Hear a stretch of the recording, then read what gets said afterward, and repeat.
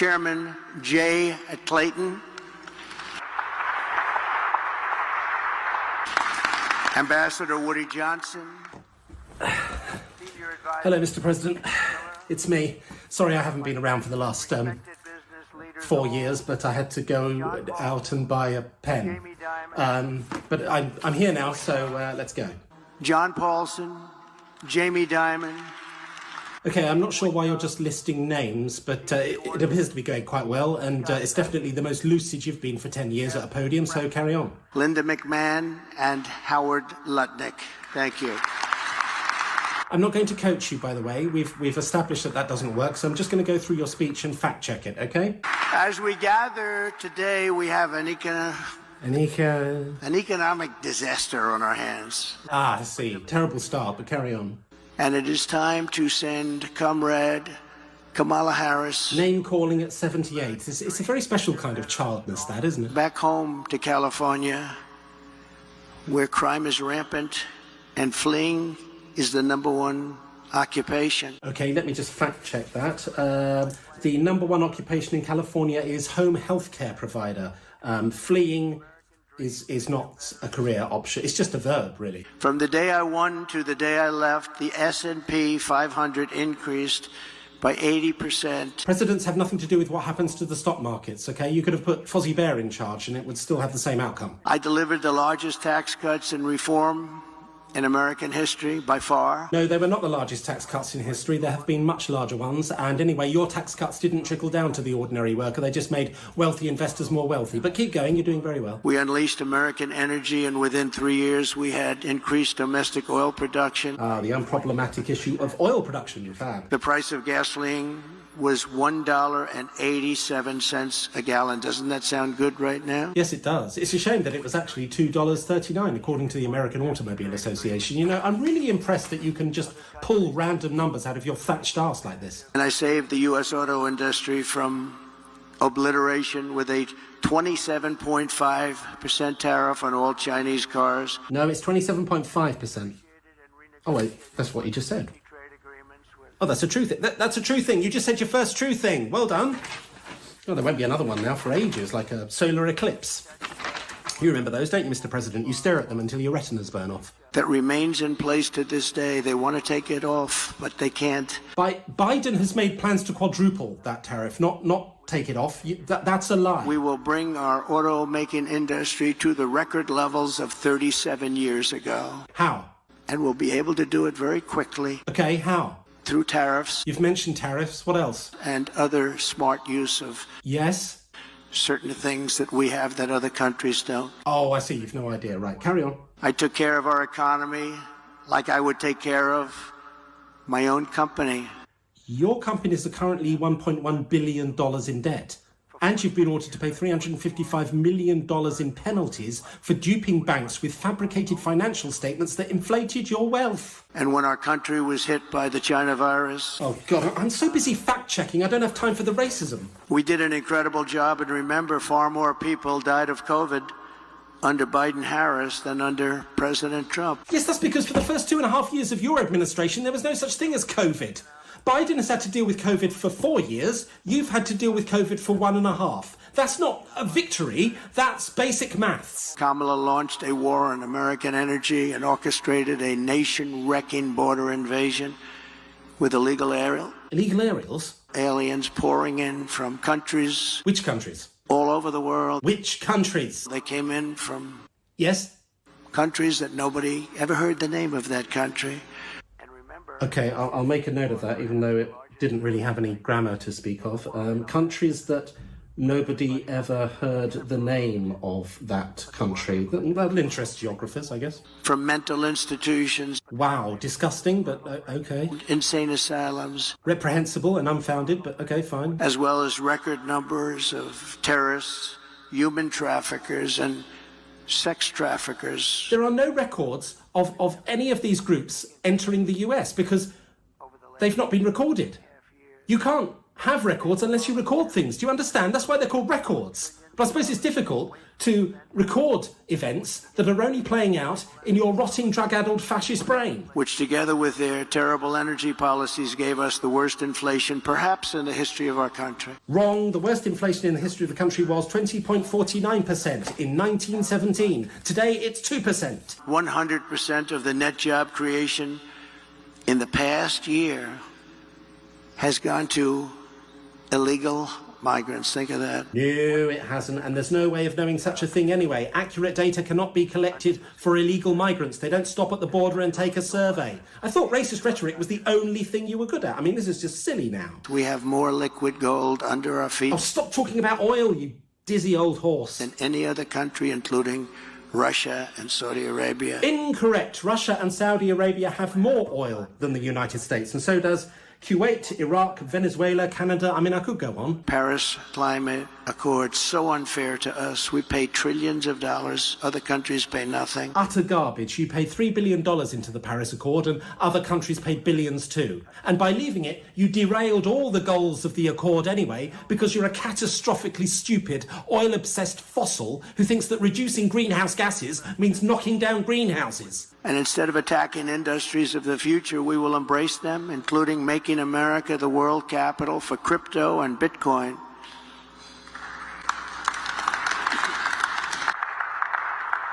Okay, 3 people in that whole audience of economists applauded that, so perhaps the future of finance isn't in digital ape tokens. At the suggestion of Elon Musk, who has given me his complete and total endorsement. That's nice. He's a smart guy. He knows what he's doing. He knows what he's doing. Yeah, well, his takeover of Twitter was reported as the worst buyout for banks since the financial crisis because he turned the platform into a fascist megaphone, and he's lost more money than any billionaire this year. But apart from that, yeah, he knows what he's doing. In 2022, fraud and improper payments alone cost taxpayers an estimated hundreds of billions of dollars. You literally lied for years about your wealth to secure loans and do business deals.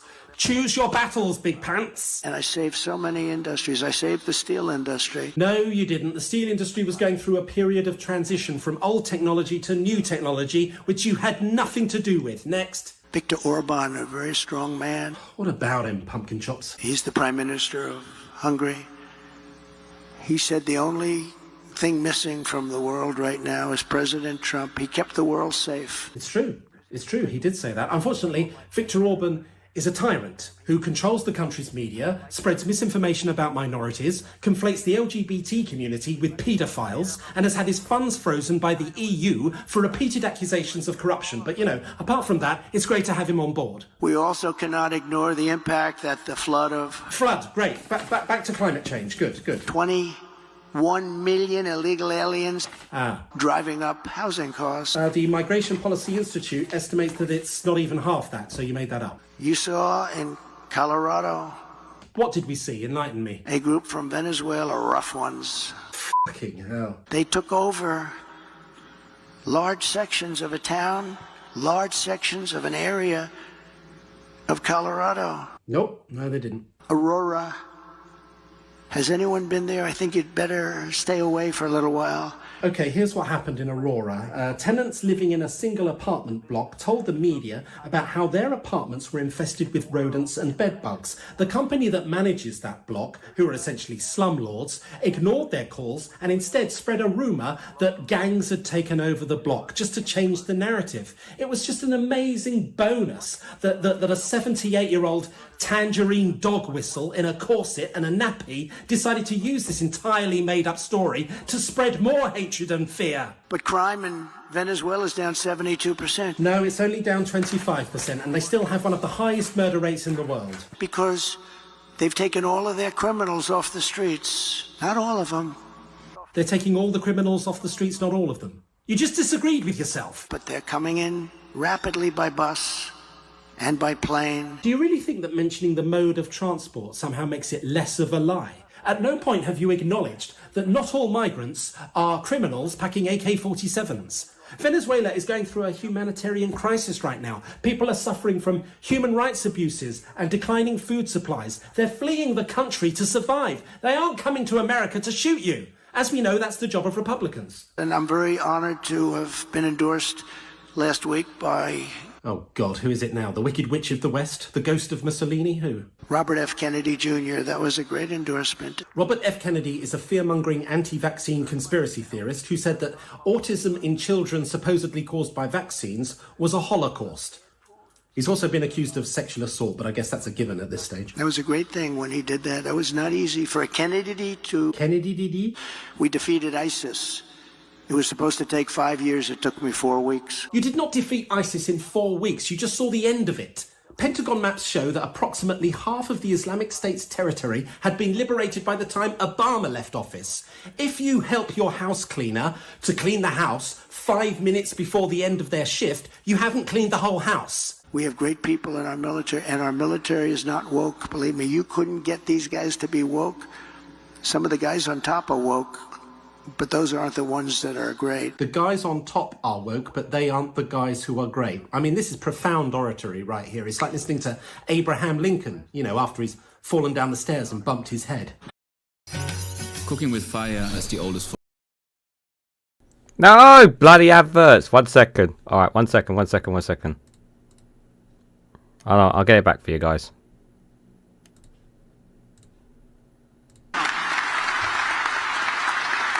Why are they applauding?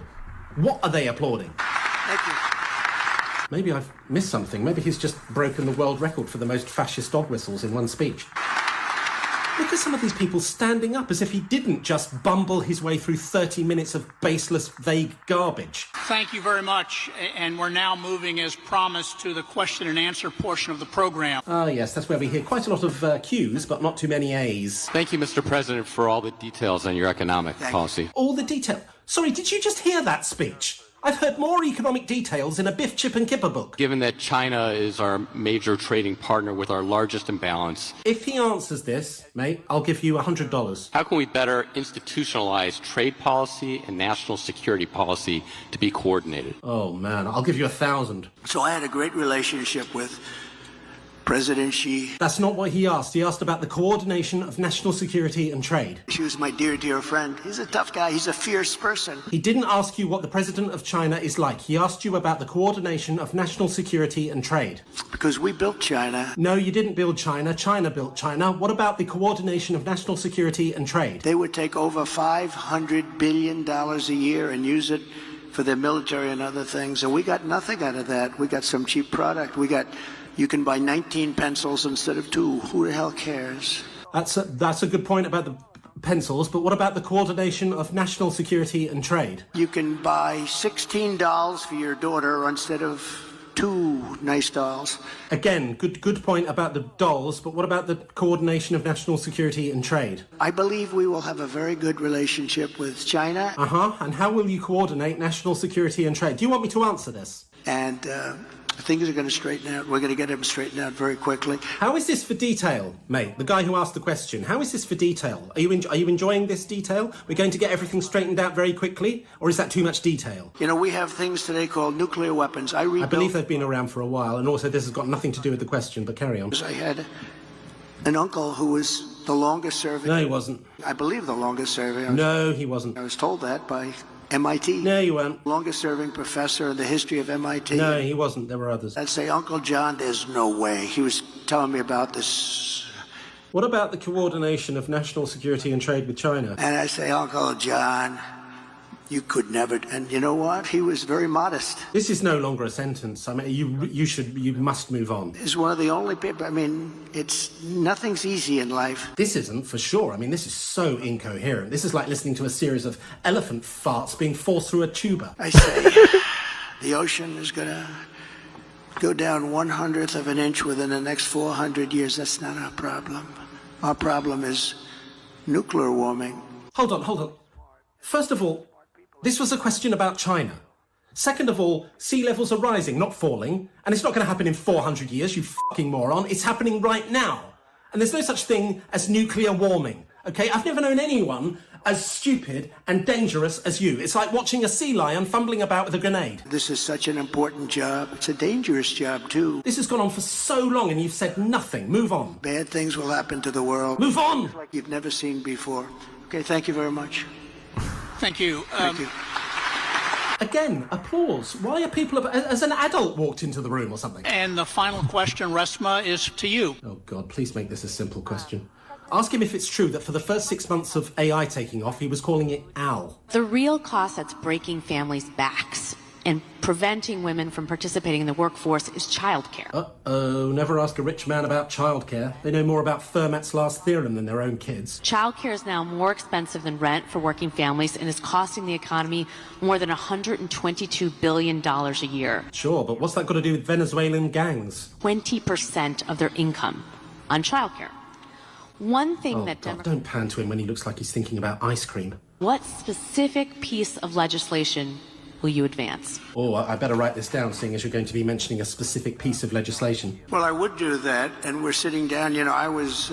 We're sitting down, you know I was, okay? Somebody, we had Senator Marco Rubio. What? My daughter Ivanka was so impactful on that issue. When? What are you talking about? Can you just answer the question? You've been asked for a specific piece of childcare legislation. Go. But I think when you talk about the kind of numbers that I'm talking about... When you talk about the kind of numbers that I'm talking about, right, that's nonsense, but that's fine. That, because, look, childcare is childcare. It's, couldn't, you know, there's something, you have to have it. Childcare is childcare, you have to have it. Okay. What about this specific childcare legislation? Can we sort of edge towards the periphery of an answer here? But when you talk about those numbers compared to the kind of numbers that I'm talking about... You said that before and it made no sense. What numbers? Whose numbers? By taxing foreign nations... We're not talking about tax right now, we're talking about childcare. I know it's hard to differentiate between the two because you know all about both. Those numbers are so much bigger than any numbers that we're talking about. Okay, that's the third time you've mentioned the numbers thing and it makes no sense. You are insane! Coupled with the reductions that I told you about on waste and fraud and all... Waste and fraud? What the f***? She asked you about childcare. Stay on childcare. I want to stay with childcare, but those numbers are small relative to the kind of economic numbers. Oh, God, not the numbers again. As much as childcare is talked about as being expensive, it's relatively speaking not very expensive. Oh, that's a relief. So she's just wrong. Great, that's fine. This is about America first. It's about make America great again. Ah, Addie said it. She wanted him to map out childcare legislation and he's given her car stickers. Abandon this. Abandon it. It's done. This is over. Thank you very much, Mr. Trump. It's great that you accepted our invitation. Oh, God, who's this oily-haired news anchor from 1970? Get him off the stage. Get everyone off the stage. Abandon this. It's over. I'm done. I can't do this anymore. I can't do another 4 years. I don't think anyone can. Thank you, Bob. Thank you.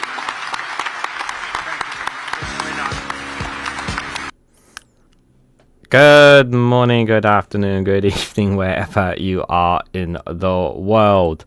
This is Regan Elite here. Welcome to a special live stream of episode 50 of Regan's Newsround, where I cover 7 different stories from 7 different articles from the UK. How are you guys all doing? I hope you're doing well. I hope you guys enjoyed that from Michael Spicer. I didn't want to play the rest of it because of the music, understandably so. Obviously, you saw the title and the channel, Michael Spicer, The Room Next Door, Donald Trump's Fact Check Special. I was originally supposed to be starting it much earlier so you could see the whole thing before the thingy, but yeah, that was a car crash. That was indeed a car crash. Hello everyone, I hope you're all doing well. The link for that is in the description with the other funny videos that we have for today. So it is basically, yes, we have 7 articles, but we have plenty of funny videos in between to break the ice as well, guys. So let's see who we got here in the chat, because I know you guys have been piling up. Ruth, good to see you there. Hope you're doing well. Stephen Banker is there. Alistair Keir, good to see you there. Hope you're doing well. Jow is also here as well. Good morning, Steve McMorrin, over there on the other side of the world in New Zealand. Hope you're doing well. Who else we got? Ice Ninja 46. Trump is actually infuriating. He is infuriating indeed. Grandpa escaped again. Did your kids paint him orange? They probably did, to be fair, Steve. Genie Bottle, good to see you there. Hope you're doing well. Doc Davis as well. Good to see you there as well. Hope you guys are all doing well. Hope you're well. I don't obviously normally do a Sunday live stream, as you guys know, but I always do we're doing a one-off for this weekend. I have a post tomorrow, obviously, about what plans are. I only got a couple. I'm only doing several. So just quick. I'll tell you now before, obviously, the post goes down tomorrow. So I'm doing a proper holiday, not next week, the week after. I'm not going to be anywhere near the computer. I'm going to be away for pretty much the entire week. The Friday is basically my last day. I may have time to do a little bit of content on Saturday, but Friday will be the day where I'll be trying to get there will be reduced content next week, but I do plan on having content for you guys at least from Monday when I fly out to the following Monday when I'm officially back. So content will get older as the days pass, but I am planning something a little extra for you guys, as there'll be no live streams and premiere videos. I have to wait and see what that will be. It's actually been something I wanted to add to the channel for a while, and I just haven't gotten around to adding it. So we got obviously good news vibe stories, and we got the speaking my mind episodes where I literally talk my mind. But there's something else I've been wanting to add for a while, and I'm gonna add it and I'm gonna plan to try and add it for you guys while I'm away. And I'm sure if I can get enough videos, I only need to get 7 at least. And I'm sure that will be entertaining for you guys, that's for sure. Hopefully my voice will be okay for tonight. We'll see how it goes. Don't worry, it's not going to be all doom and gloom. We're going to have plenty of fun here today, guys. I can assure you of that. Simon says 55. Good to see you there as well. Now, when you got that bit of mucus in my throat, that's what I've got right now. Ugh, I hate that feeling. It's going to be we're actually going away, which is we don't next year we won't be going any trips abroad. We might do Wales and Scotland, but that's it next year. No trips abroad next year. We're going to be proper batching down the hatches next year, that's for sure. But thanks for your comments, guys. Let's dive into the first story here, guys. I don't know how long this live stream is going to go on for. Maybe 2 hours max. I don't want to go further than 10 p.m. because we'll take our time with this one. But first and foremost, this how can I describe her? Should I call her what she is? I'll let you guys call her what she is in the chat. So this is from The Guardian, the first one of 7 stories. Normally these, for those who don't know Regan's Newsround, so what I normally do, these are premiere videos that we normally do. I normally do them on the weekends, and I cover 7 different stories from 7 different outlets. And the normal 7 have always been The Guardian, Sky News, BBC, iNews, Independent, Open Democracy, and Byline Times. Sometimes I will mix it up with some of the right-wing outlets as well sometimes, but those are the 7 that I've got for you guys here today, just for reference as well. So not all cultures are equally valid when it comes to immigration, says Badenoch. A Tory leadership candidate said some arriving in the UK hate Israel and voiced concerns about bringing ancestral ethnic hostilities. So I've seen Mac's video, and I've seen a video clip online about this as well, and wow, talk about like evil. Like this really does come across to me as evil. So this is basically, she thinks that anyone who basically is not on the side with Israel should be kicked out of the country. That is an immigrant. So basically, to take away, basically your speech, your views are invalid. This is pretty much what she's essentially saying here, because she's implying that everyone who is against Israel doesn't understand what happened on October the 7th, which is absolute BS. Everyone completely understands what happened on October the 7th. The vast majority of people who support the Palestinian people and support for a ceasefire in Gaza and support for the arms to be put down, and those who are, and the majority who are against Israel Prime Minister Benjamin Netanyahu's government, are very much have condemned Hamas and condemned the atrocities that they caused on October the 7th. And to imply in any way that they don't is folly. There may be a minority of people out there who do celebrate it, but the vast majority do not celebrate it and condemn it entirely. And this is really infuriating. So what's going to be the next step after this? Is the next step you're going to, I don't know, go after British citizens as well. You're going to take away their passports because they don't want to support Israel and they want to support Palestinian people to have the same rights and dignities and freedoms that we have in the UK. Is that what you want to do? Is that the next step? Take away people who are not allowed to have a voice and opinion. Is that the next step? Because that looks like it's what it's going to be. The holiday's not. It's the following week, guys. It's the following week. Just so you guys know, it's the following week. So next week is normal. It's the following week. So just in case, just to remind you guys, I'm not actually running away on Monday. It's the following Monday. I also heard this. I haven't got it. I haven't got the article of this as well. But I also heard, and I actually have saved the clip, and I might save it for the Snowflake Watch just to rant and rave about it. She claimed as well that there may come a point where the public will no longer want the NHS free at the point of use. What she's basically saying is she's trying to push. This is basically her pushing the narrative of more privatisation in the NHS, to go to a health insurance based system, to Americanise our healthcare system.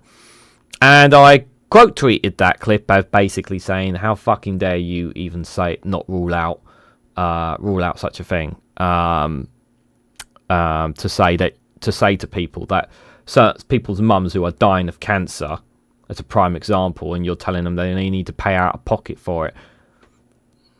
No, that's an absolutely disgusting system. The NHS is one of the greatest things that any political party have brought into the UK. It is a national treasure to all nations, to England, Scotland, Wales, and Northern Ireland. It is a national treasure, the National Healthcare Service. It is a lifesaver. It is a massive difference maker. It takes the burden away of stress of worrying about having to pay for those costs, because we all chip in, we all pay into it. And it is your incentive to privatise the system, to make more money out of it, to monopolise it, to turn it into a market of some sorts. That is what you want. As if, you've already raided the pockets of the poor and deprived, who are already struggling to survive, struggling to make it each and every day. And you want to turn those who are in the middle and low incomes, you want to deprive them of more money by making them pay out of their own pocket. And you're basically telling companies out there, make them pay for health insurance or sign them up to health insurance whatsoever through your company. No, that's not how it should be. We have an NHS for a reason. It's there for us. It should not be something that we should have to pay out of pocket for. I don't want to pay $5,000 for an operation that I might need in the future. I don't want to pay. I don't want to pay such money. Yeah, I'm happy that my taxpayer money is going towards a healthcare system for everyone and not just myself. And I want it to stay that way. And I think it's a fucking disgrace that this woman did not rule it out. And she should be nowhere near power. And I seriously hope to God that she never becomes Prime Minister. I think it would be the absolute death nail in the coffin for any kind of free healthcare that we all have here in England. I can't speak for Scotland, but it will be the end of the free healthcare that we have if she becomes Prime Minister, just based on those comments. And I'm concerned that we have a very nasty health secretary right now in West Streeting. But at least he has said that it will remain free at the point of use. Now, it's entirely possible his position may change on that. And I've made my position very clear about how I feel about him and what he's planning to do with the healthcare system. But I'm very much concerned about how much grip private healthcare companies already have in our health system. And her trying to imply in some way, shape or form that the British public will want to change the system that we have. is very, very scary. It's very scary indeed. So Kemi Badenoch said not all cultures are equally valid. When it comes to deciding who should be allowed in the UK, she expressed her shock about the number of recent immigrants to the UK who hate Israel. The Tory leadership contender, who says she speaks with conviction and clarity, called for a new integration strategy that will take into account the fact that not all immigrants will automatically abandon their ancestral ethnic hostilities at the border, as their feet may be in the UK, but their heads and hearts are still back in the country of origin. This is the whole nonsense thing about this is to go down the whole thing about British culture and all British values and whatnot. And I actually did a Speak in My Mind episode about British values. Oh no, that's not the word. Identity. What is identity, guys? What is English identity? And unlike Robert Jenrick, I actually have a better idea of what English identity is.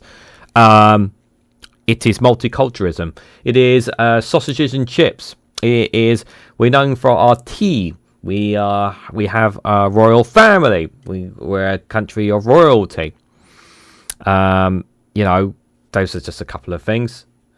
English, I'm sure if I keep thinking hard enough, I could come up with more. I think I had more ideas on the Speak of My Mind episode, but there are lots of things that are English identity, just like in Scotland there are lots of Scottish identity, or any other country have their identity. Like when I think of America, I think of patriotism when I think of their identity.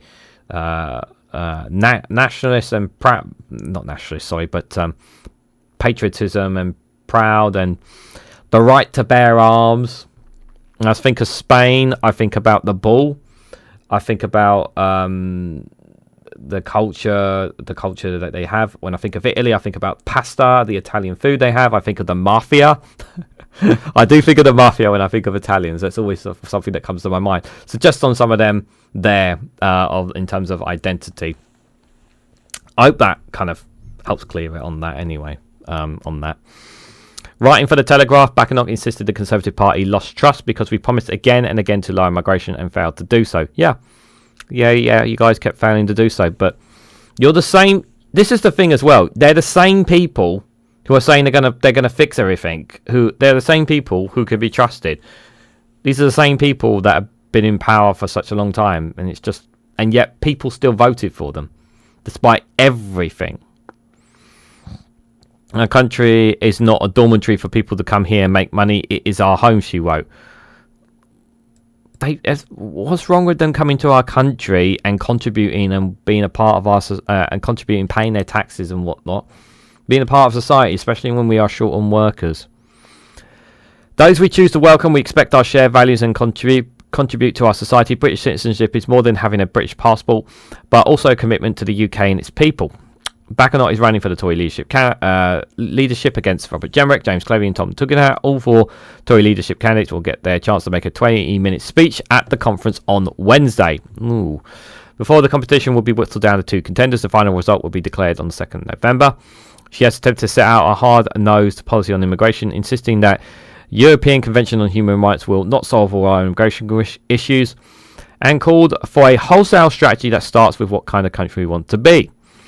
Asked about her comments later on the BBC Sunday with Laura Tory Queensberg, Badenoch suggested cultures where less women have fewer rights than men because those she deemed less valid. Okay, sure, Kemi. I just don't take anything that out of her mouth seriously at this point, guys. She said it's not about labelling culture. Culture includes a lot of things. I'm not talking about cuisines, I'm talking about customs. I think cultures where women are told that they should not work.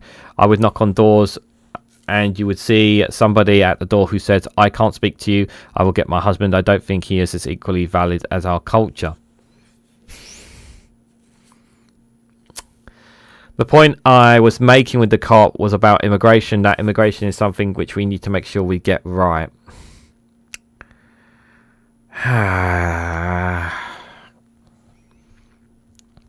She added, I'm making an observation that we need to make sure we uphold our values in this country and we don't allow it to turn into a place that millions of people around the world are running from. She was also asked by Sky News if she was referring to Muslim immigrants when she wrote in the newspaper. We cannot be naive and assume that immigrants will automatically abandon ancestral ethnic hostilities at the border. What on earth does that mean? What is she implying with that comment? Or that all cultures are equally valid, they are not. I am struck, for example, by the number of recent immigrants to the UK who hate Israel. The sentiment has no place here. We must recognise that the world has changed. Badenoch replied, it's not all Muslim immigrants that is what I don't do. I'm very careful when I speak. Are you? While rejecting the broad brush accusations, went further, but there are some, those who like to buy in Islamic ideology, political Islam, that they do not like Israel, and we need to be able to distinguish between the two. This is why I don't like to use a word that brings so many people into the group. When challenged about her blunt speaking, Badenoch indicated she would swing back when challenged to an argument, and rejected the idea that she was too Nigerian for British politics. Since when has anyone claimed that you were too Nigerian? In the same interview, Badenoch said she would be congratulating Benjamin Netanyahu if she were the Conservative Party leader after Israeli airstrikes killed the leader of Lebanese militant group Hezbollah. And my point is that if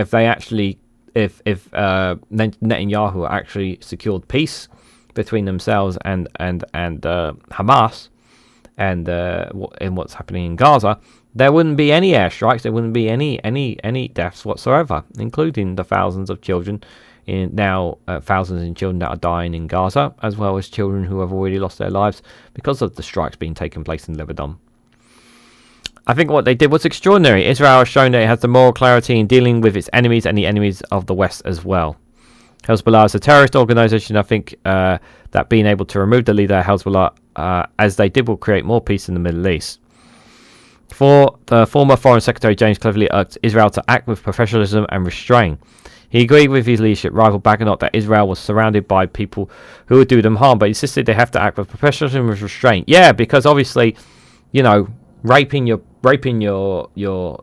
prisoners in raping your prisoners is perfectly professionalism and restraint.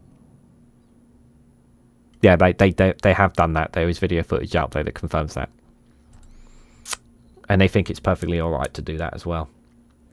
Tuganat said we would urge Iran to stand down with its conflict with Israel if he were Tory leader. And by the way, if that was to happen in our UK prisons, they'd be absolutely up in arms. There'd be outrage. If someone was to do that to prison, if a prison officer was to do that to prisoners in the UK, there would be anger about that. But in Israel, no, they think it's perfectly acceptable. She's absolutely crazy, and because of how crazy and how far she has gone, which is why I generally believe she will take the nod over, take the nod out of all of them. I'm afraid, which is really, really annoying. No worries, Alistair Keir. Thanks for popping in. Great to see you as always. Hello, Hate Cloudy9 on Twitch. Hope you're doing well.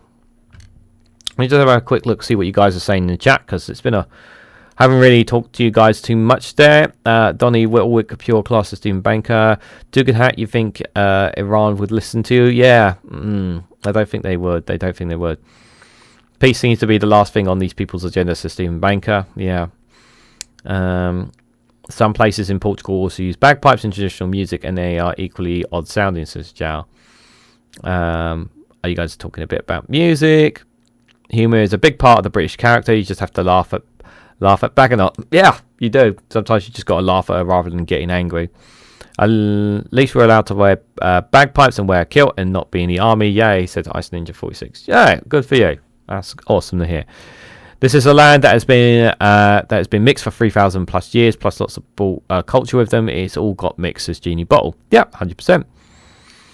At least Scottish people are safe travelling the world, not so much for English people, and no offence to the good people of England, says Dean Banker. I'm definitely confused and glad to be so, says Jao as well. Batch or not, your Brexit kicked out the European immigrants and opened the floodgates for those culturally anti-Israeli immigrants, says Jao as well. Because of the Barrett formula, when England loses the funding for the NHS, Scotland loses their funding too. Yeah, Scotland suffers while as long as it's continually tied to Westminster, which is why, you know, the campaign for independence is that campaign must. It's a long battle to win it back. It's not just obviously it's a long battle to win it back because people generally believe that the premise obviously that Random Scottish History made was obviously this, that many people voted Labour because they wanted to get rid of the Conservatives and they didn't need to in Scotland because they should have just voted for the SNP at the end of the day. This is why I don't do organised religion. When it transforms into a club in its dogma and problems, to evolve as a species we need to use logic and not emotions the way we organise society, says Jow. Yeah, well said. Okay, let's go to the next one. Next topic here. The next one is from Sky News. The headline is Robert Jenrick defends 75,000k donation after criticising Labour in the freebies row. So this is this is where you insert Labour defender point here. Don't worry, we'll break up with a funny video after this one, guys. Don't you worry.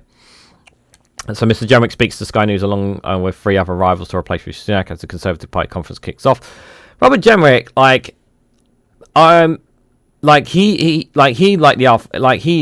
he's a nasty one as well, because this is the guy who thought it was perfectly all right to get rid of the murals for kids coming here as well, which I thought was incredibly cruel. Really shows how immoral that this man really is.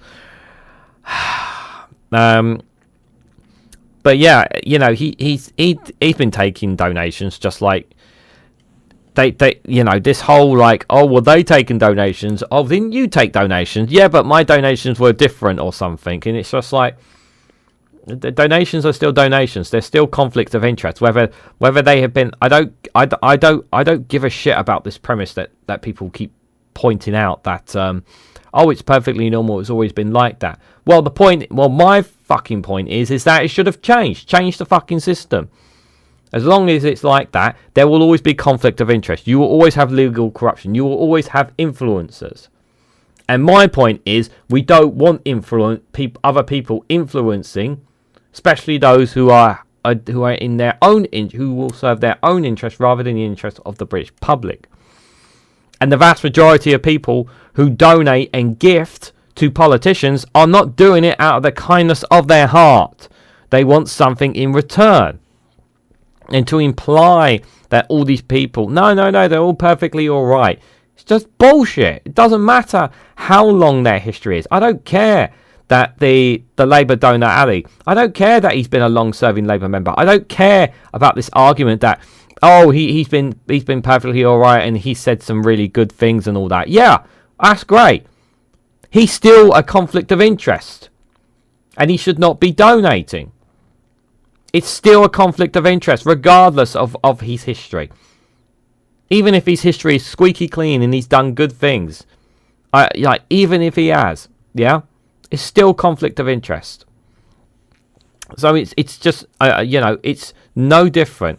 And as my friends in Scotland always say, it paints the same narrative that Tories and the Labour are all the same. It does play into that narrative. Robert Jenrick has defended being handed a £75,000 donation from a company which he had received money from a firm registered to the British Virgin Islands, despite criticising Labour over the freebies row. Yeah, I've said this before. The Conservatives should not say anything, and they have no right to bloody say anything. Yes, they have been a lot worse. They have taken a lot more money, and a lot of it has been against the rules as well. So they have no right to talk about freebies when they have taken so much of it. Questions have been raised over the ultimate source of the funds from the fitness sports, which gave Mr. Jenrick 3 separate £25,000 donations in July.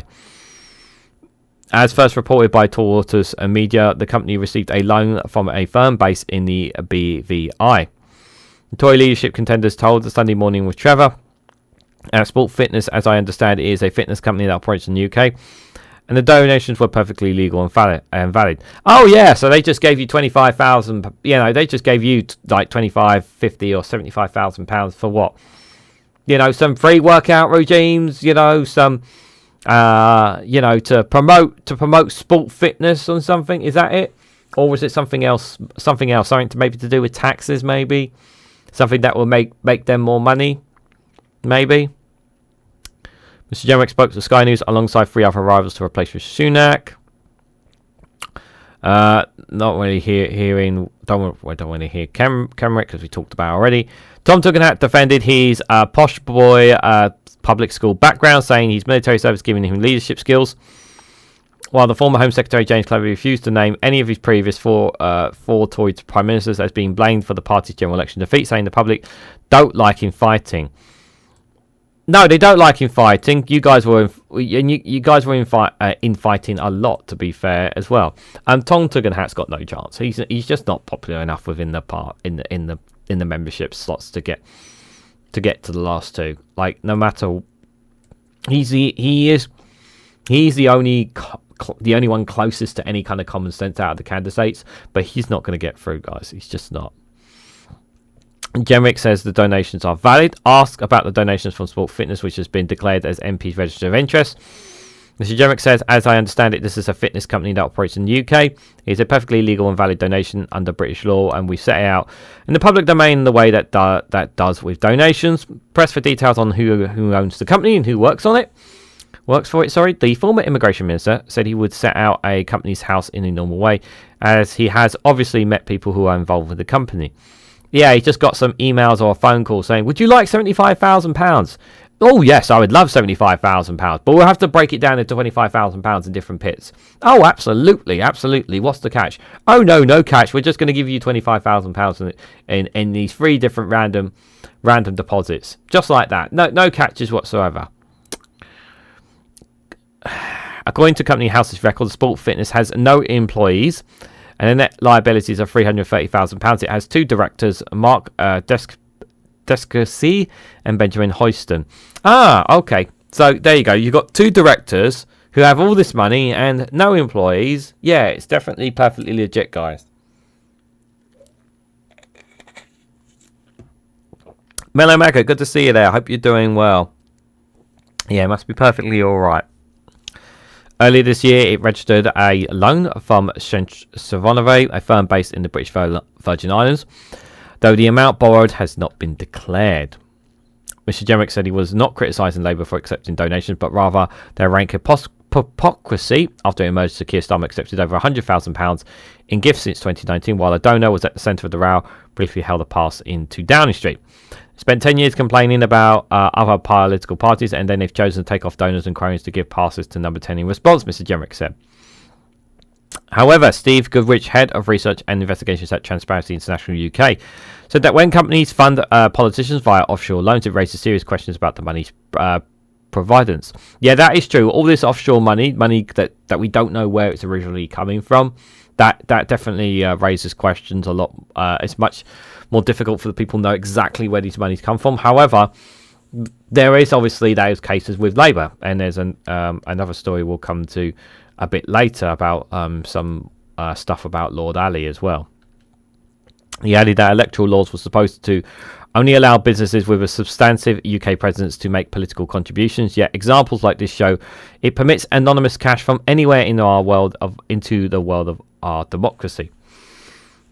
Excuse me. The Conservatives are now gathering in Birmingham since their worst defeat in the ballot box in history at the July general election. Jenrick backs a cast iron gap on migration. Mr. Jenrick, currently the front runner to replace Mr. Sunak, said his party made serious mistakes and failed to deliver. He is pinching himself as a change candidate, telling Trevor Phillips he would take the UK out of the European Convention on Human Rights in order to get the failed 700 million Rwanda asylum system scheme up and running and introduce a cap on migration. I just want that story to go away.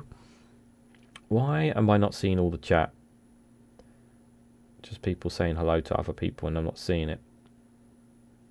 There we go. It's updated now.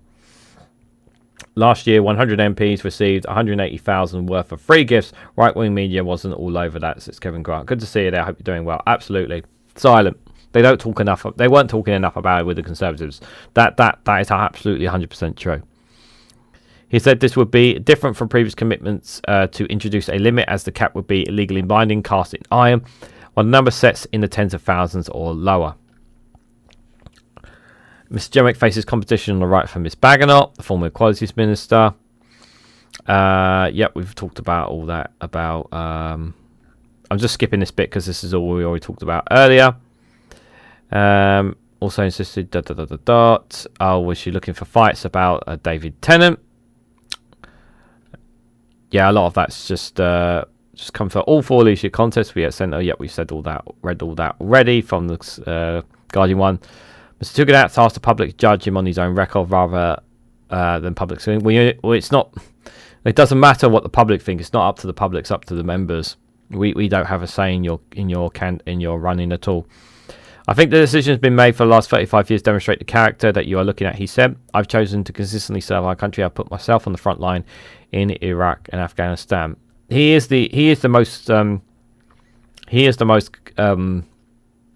like I said, he is the most common sense one out of all the Conservative candidates, but he's just not going to get the nod, guys. He really is not. I want him to get the nod, but he's not really going to, unfortunately. Royal family have had free gifts coming out of their ears. Yeah, they do. They just pour out.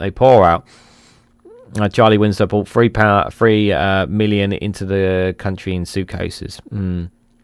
I'm quite prepared to receive all donations and freebies on behalf of politicians so they can have a clean conscience, says Stephen Moore. Yes, I'm more than happy to help take them off their hands so they don't have that conscience either. They literally cannot accept anything. No gifts, no favours, and it's the same in the rest of the EU minus Hungary, says Jow. Exactly. Yep, conflict of interest. You just take the conflict of interest out. Does anyone in the UK believe in this donations nonsense? Yeah, it's Westminster is not fit for purpose, says Stephen Banker. Jow says, I remember an under-minister secretary here had to leave his job because of some tickets to a Benfica game. He was giving them as freebies and didn't think anything of it. And got kicked out. Then I'm assuming that's basically what it was. And it probably was coming across like, oh no, it's not. It was no trouble or anything. But he still got the kick. I'm assuming. Donations equals bribery. A company that has no employees. Exactly. Yeah, where a company that just pops up out of nowhere, has no employees, and it's just got tons of money. Yeah, you just expect it to just pop up out of nowhere. Well, absolutely. So, like I said, we have plenty of funny videos for you guys. This one is an old one. It's about an MP who talks about her book that she has written. It's an old one from one we haven't heard from a while, from Rosie Holt. I hope you guys enjoyed this funny one, this funny classic one from her. We have a guest in the studio that we have wanted to have in the studio for many months. Welcome to you. Thank you. I've been wanting to be here for many months, but I've been busy working on my book, Why We Were Right. And I would say, John and Lewis, that if you have any doubts about whether the Conservatives should be in office again, you should read this book. It explains why Brexit was such a good idea, the difference between a party and an essential party, how the Rwanda scheme is compassionate and that it will definitely go ahead. In fact, John, I'll bet you on that. What on earth were you thinking when you handed over to Isabel Oakeshott those 100,000 plus WhatsApp messages? Well, I was thinking Isabel is my friend. Isabel cares about the country. Isabel cares about this book. And she leaked Matt Hancock's, but she won't do it to mine. I mean, she hasn't replied to my text yet. But I wrote a book. You wrote a book for which you handed over these messages, which was an attempt to manage your reputation. No, it's not my reputation. The government's reputation, which has been smashed by wokies, and Liz Truss leads me to understand trans activists too. You do seem particularly accident prone. No, John, I'm human. Not accident prone, human. A human being wrote this book, and a human being can buy this book. It's not available till July because of shipping issues, to stop the boats, but you can pre-order it now. So please do that. Join me on the trail for my book, and let's make Britain great again. Oh, I miss Rosie. I miss her. She hasn't done a funny video for a while, guys. But I hope you enjoyed that classic one there from her. Yeah, it was one of my favourite ones of hers. That's for sure, guys. Just to remind you guys, if you haven't already, please hit the like button. We greatly appreciate it. Share it across social media so others are notified of this live stream. And if you haven't subscribed already, please consider subscribing because it really does help support the channel. Thank you to everyone and anyone who has done so. It was really appreciated. And if you want to go one step further, financially support me and the work that I do here, you can do so by becoming a YouTube member for as little as 99p. That gets access to lots of perks, including custom emojis, access to the membership community posts as well, and of course early access to additional content that I put up that's uploaded on YouTube. You guys get it. Oh, excuse me, stomach's playing up. For you guys, you get it early access for you before anybody else does so as well. So thank you to anyone and everyone who has done so. It's greatly appreciated. Oh, stomach's playing up this morning. Right, next one here is from the BBC. This one here is Tories must change or die, says Andrew RT Davies. The Conservatives must change quickly or die, the party leader in the Synod has said. Synod? Okay. Let's read a bit more into this before I give my thoughts. So Andrew RT Davies has added that colleagues should apologise for not keeping immigration promises. Davies addressed the Birmingham conference on Sunday, the first gathering of Tory politicians and activists since July election defeat. The party lost power at Westminster and was reduced to 121 MPs. The Conservatives were wiped out in Wales. So why was James Cleverly on his way to Cardiff a few days ago? Does anyone have an answer, please? I'm in Cardiff. Yeah, why are you in Cardiff? To speak to the Conservatives in Wales. What Conservatives? The Conservatives. There are no Conservatives in Wales. There are none. And let it stay that way. As well as failings on immigration, Tories were turned off by the party's dogmatic stance on the economy, Davies has said. He said it needed to be a zero-tolerance approach to immigration, with those in the UK illegally removed swiftly. Yes, because all our problems, guys, all our problems revolve around immigration. If we just deal with migration, we'll all just be better off. The Conservative Party must change. No party has a God-given right to govern. We failed to keep our promises and we must say sorry. You're asking the Conservatives to say sorry. You're asking these lot to say sorry. Yeah, you're pushing. I can absolutely. I'm gonna bet right now. I'll bet £1 right now. I'm not gonna bet that much, but I bet £1 right now. We will not hear any of them say that I'm sorry for my mistakes. Like they will say the party is sorry for what it's done, but I want to hear a Conservative MP saying, "I'm sorry for my mistakes." You won't hear it. You might hear someone say, "I'm sorry on the party for the party," but you won't hear them say they're sorry for their own mistakes. But proudly reflecting our Conservative values, we will persuade them back the Welsh Conservatives. I'm sure you will. But we must also change how we are perceived on the economy. We must be seen as pragmatics and not ideologues. Davies believes his party takes on things like nationalism must change. Whilst industries and communities have paid the price of globalisation, and our party must do more to protect them, he said.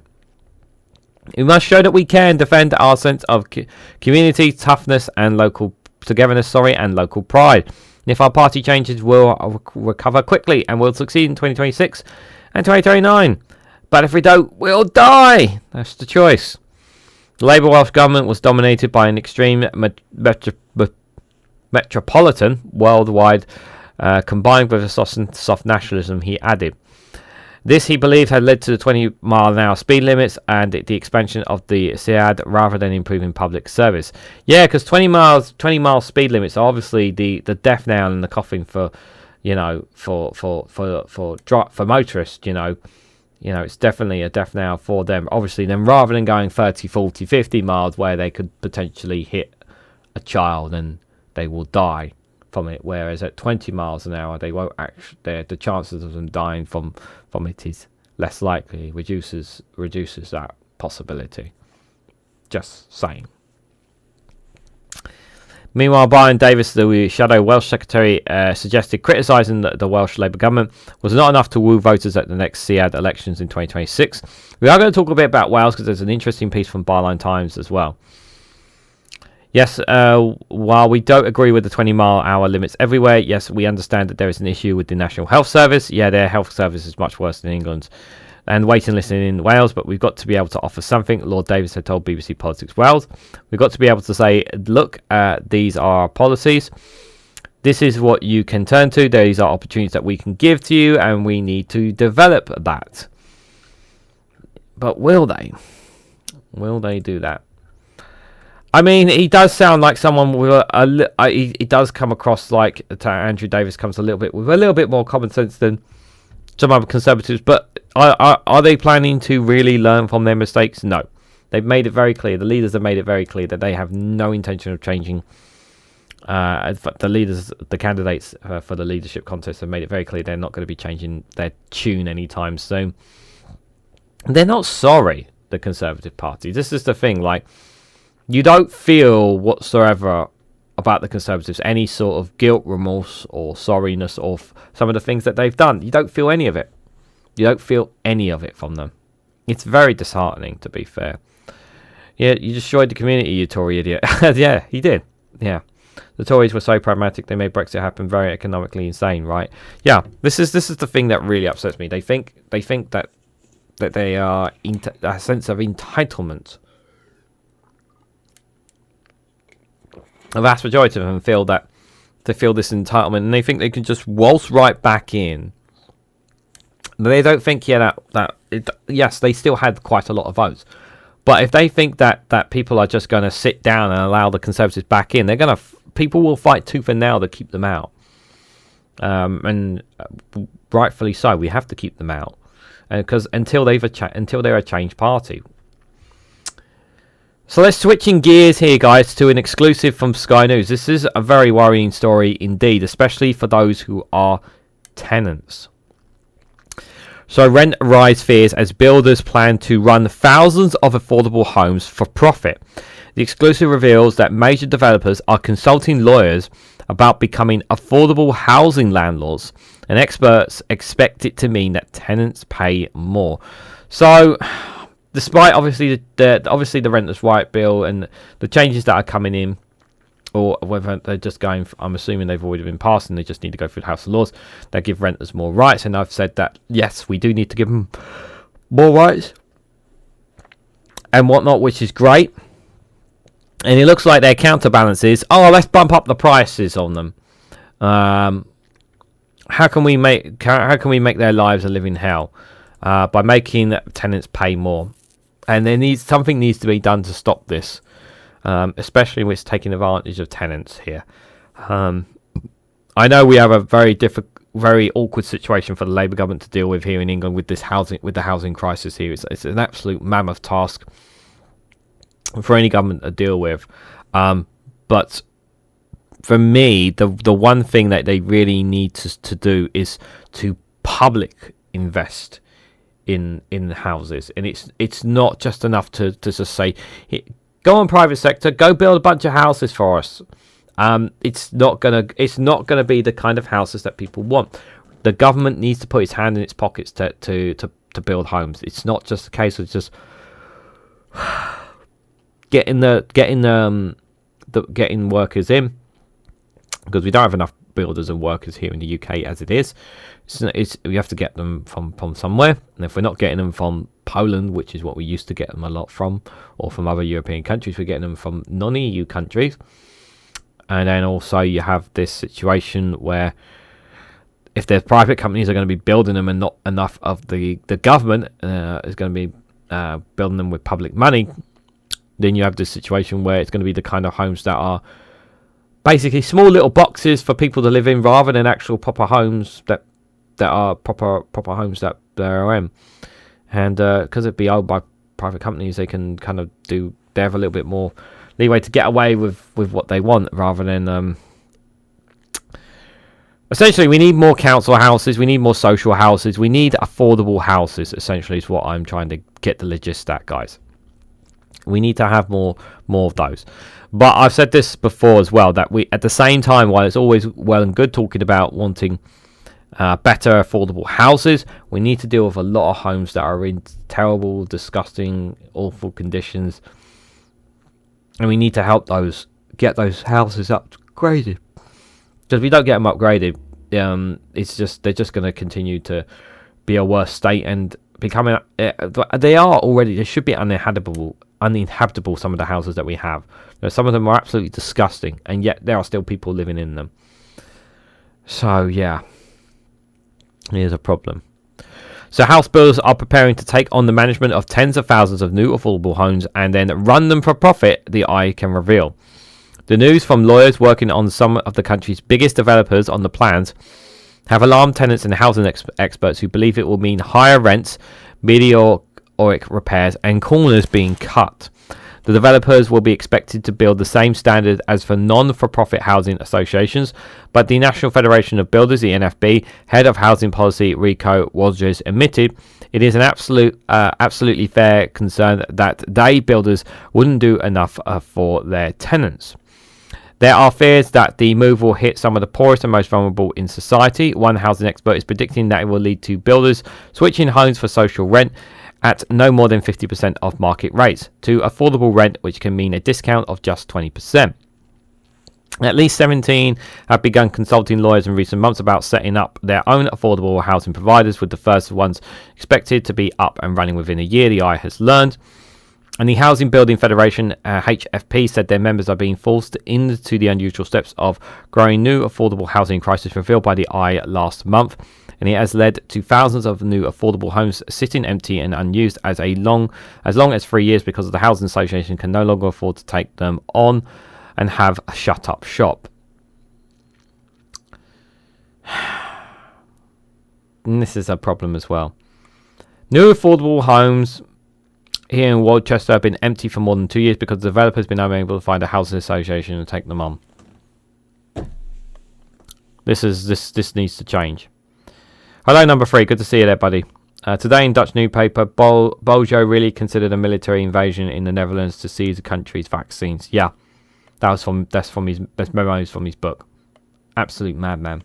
Absolute fucking madman. I'm not covering it here on Regan's Newsround, but we might cover it tomorrow on The Viewpoint. But yeah, absolutely madman. As a result, some councils and developers have begun to switch these Section 106 homes built as conditions of why they're planning their deals away from the affordable rental market towards home ownership models. Now builders who have seen entire developments held up by their inability to fund landlords for their affordable homes are required to want to start running rental housing with themselves. Susanna Muner, co-founder of the Social Housing Action Campaign, a network of housing workers, activists and tenants, said the idea of house builders setting up for profits was absolutely going in the wrong direction. Allowing construction firms to set up social housing arms will only magnify the problems of poor service and normalise the profit motives we have already seen in the social housing sector, she said. These are profit-driven builders. They won't care about keeping rent levels or service charges at affordable levels. Stuart Hodkinson, an associate professor in urban geography at the University of Leeds, who studies the privatisation of state housing, predicts that builders will seek to maximise the capital that they can claw back by switching to cheaper social rental homes to higher cost affordable rentals, which are out of reach for most homeless families. Yeah, this is the thing. They don't care about these people do not give a damn about those who cannot afford the home. They cannot afford a home, tough. They don't give a damn. They want people who can splash the cash and spend it on their homes. That's their positions on these. But that needs to change. We need affordable homes for everyone. So how affordable housing providers could double their rent?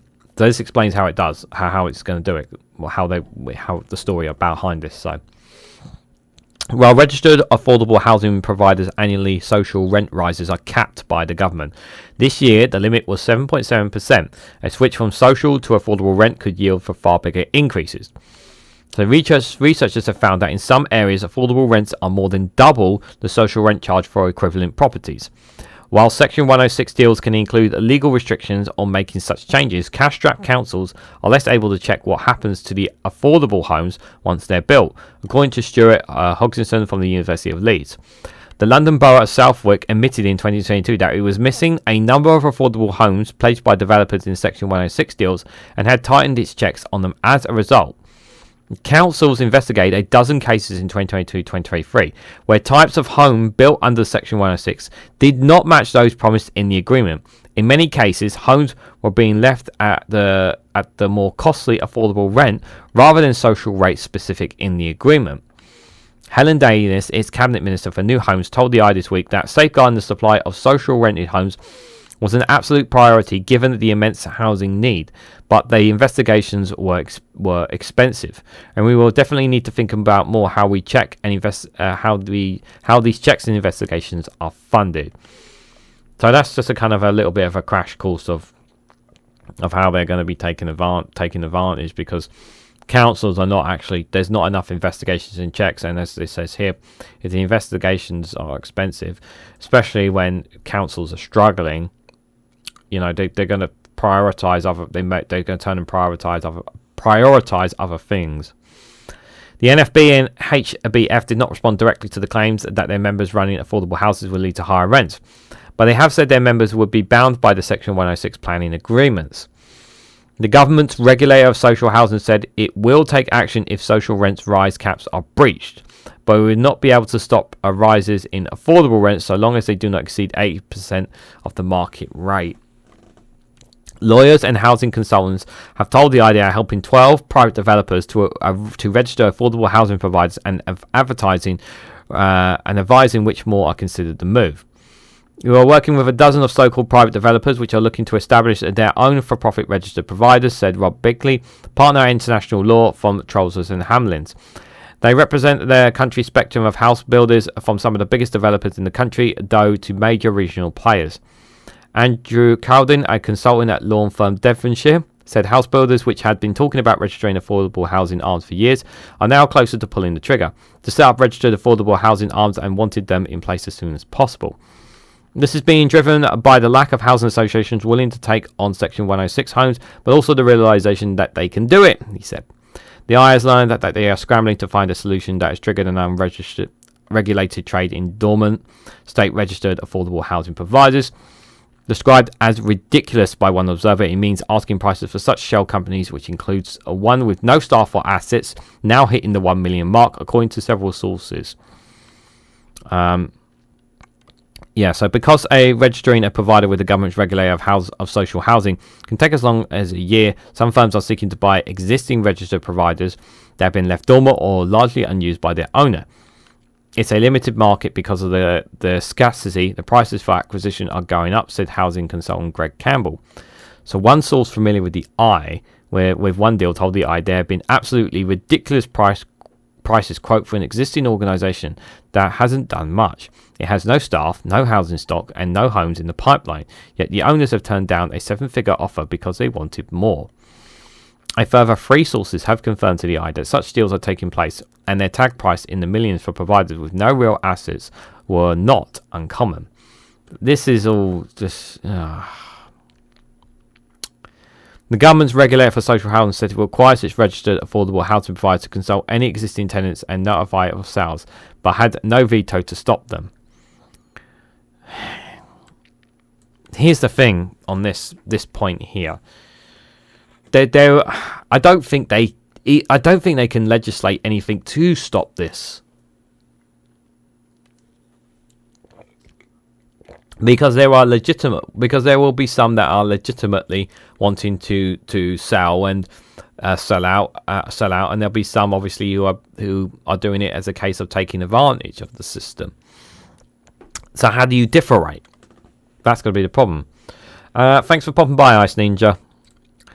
The transfer of properties already being lived in may not be a major issue in these deals because more than half of the for-profit affordable providers on the regulator's books have fewer than 100 affordable houses and 10 have none. But the regulator's Deputy Chief Executive Jonathan Walters said it was very interesting on the who owns for-profit organisation. If a profit provider was sold and there was evidence that our standards were not being met under these new arrangements, it would take regulatory action, he said. Mr. Belly said the building firms were starting a new wave of affordable housing providers and they expect to make a modest profit for them. This would represent a break from the norms of England, where the vast majority of the country's 4.1 million affordable homes are managed by some 1,200 housing associations. These categorised as not-for-profit by the regulator because the money they make from sales or rents goes back to their business. Fewer than 80 of registered affordable housing providers are lodged as for-profit at the moment, and together they own around 20,000 homes. Dr. Hodgson fears that the building firms will treat affordable homes as assets to be squeezed for profits. Yeah, and this is the fear. This is the fear. This is houses are money-making machines for people. That's what they've become, rather than a home for people. And we need to reverse this trend. House builders have little or no experience in managing social housing and are driven by minimising financial risks to themselves and maximising short-term returns to shareholders, he said. They'll also be quite ruthless in their pursuit of profit, and many skimp on the repairs and maintenance of these homes. He added, house builders also want a lot more control over the type of tenants in their homes. They won't want people who are deemed too risky for rental income or tenancy management, such as the homeless, other vulnerable groups, or people with unstable employment situations. But the builders said they are only stepping in because the decision by a housing association not to buy Section 106 homes have left them with no choice. A spokesperson for HFB, which has a membership including some of the industry's biggest names that collectively build 80% of new homes in England and Wales, said, as academics can correctly surmise, new house builders do have limited experience of managing unaffordable housing as normally, but that is the responsibility of other parties. Unfortunately, those responsibilities are not currently being met, so to enable desperately needed homes to come forward, builders are looking to find solutions, but in doing so are legally bound to the requirements of the Section 101 agreement. I'm going to leave it there because I am a little bit concerned about time, and we're already I wanted to stop at 10 p.m. and I want to make sure we cover the rest of this, but it is a great deal of concern, the situation here about about housing. This is very interesting piece here from this exclusively from the eye. Like I said, the link for it will be in the description, but there is no question that people are investing in houses, land, and in investing in homes, buying into homes and buying multiple homes with the intention of obviously renting them out and whatnot and making money off the back of it. And there doesn't seem to be a solution to this at all. I'll sort this out in a moment. Yes, this is very frustrating to say the least. I hope the day comes that you have no concerns about walking the streets, Ginny Bottle. I like walking in the rain, less trouble in the streets than just walking in the rain thinking how things could change if the world was less insane. Walking the meek to inherit a world not greedy. It might take a while before meek becoming proactive. Yeah, seriously, I hope you're okay, Ginny Bottle. Yeah, we need homes for everyone, not big loans forever to repay. If you play the earning games, otherwise it's on the street again. Yeah, too many people want to get involved in this. There's too many people who see this as an easy way, a quick scheme way of making money. This is the problem. It's too easy for people. The system is too easy, and the system needs to change. I know it's a very complex system, the housing market. Like, I'm no expert on it. You guys know that. I'm no expert on when it comes to this. When it comes to having and buying your own home, but obviously have rented before. But obviously, some landlords are just using them as a means to obviously make profit for themselves. It's all the case really with landlords. But it looks like in this case, obviously, this is about the builders taking advantage of the situation here. And I hope the government have read into this story and are taking what possible actions they can to help with this situation. So, like I said, we are going to be breaking these things up with some funny videos here and there to celebrate 50 episodes of Regan's Newsround, because this is episode 50 of them.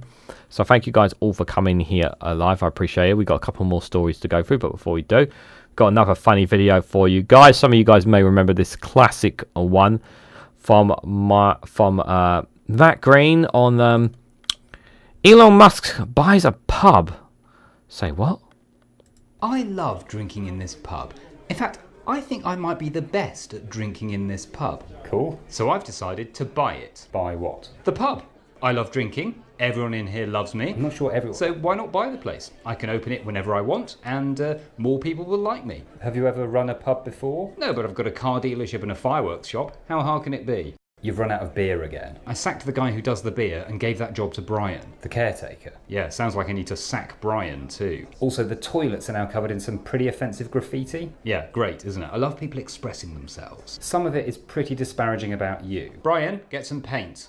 I'm changing the name. What's wrong with the pub? Kind of does what it says. I'm changing it to the letter Y. Why? Exactly, it will get people talking, asking questions. Why? You got it. I'm not sure that's going to catch on. You'll see.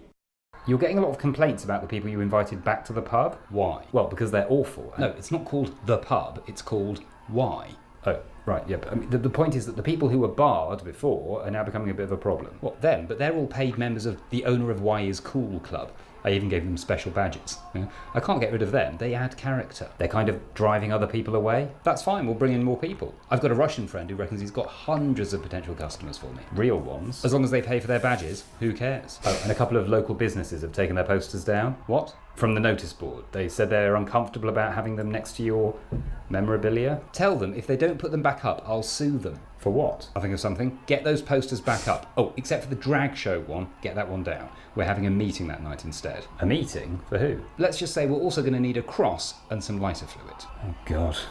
Isn't this great? It's so relaxing and cool, and everyone here loves me. You're losing a lot of money. I can afford it. And anyway, money doesn't buy you love and respect.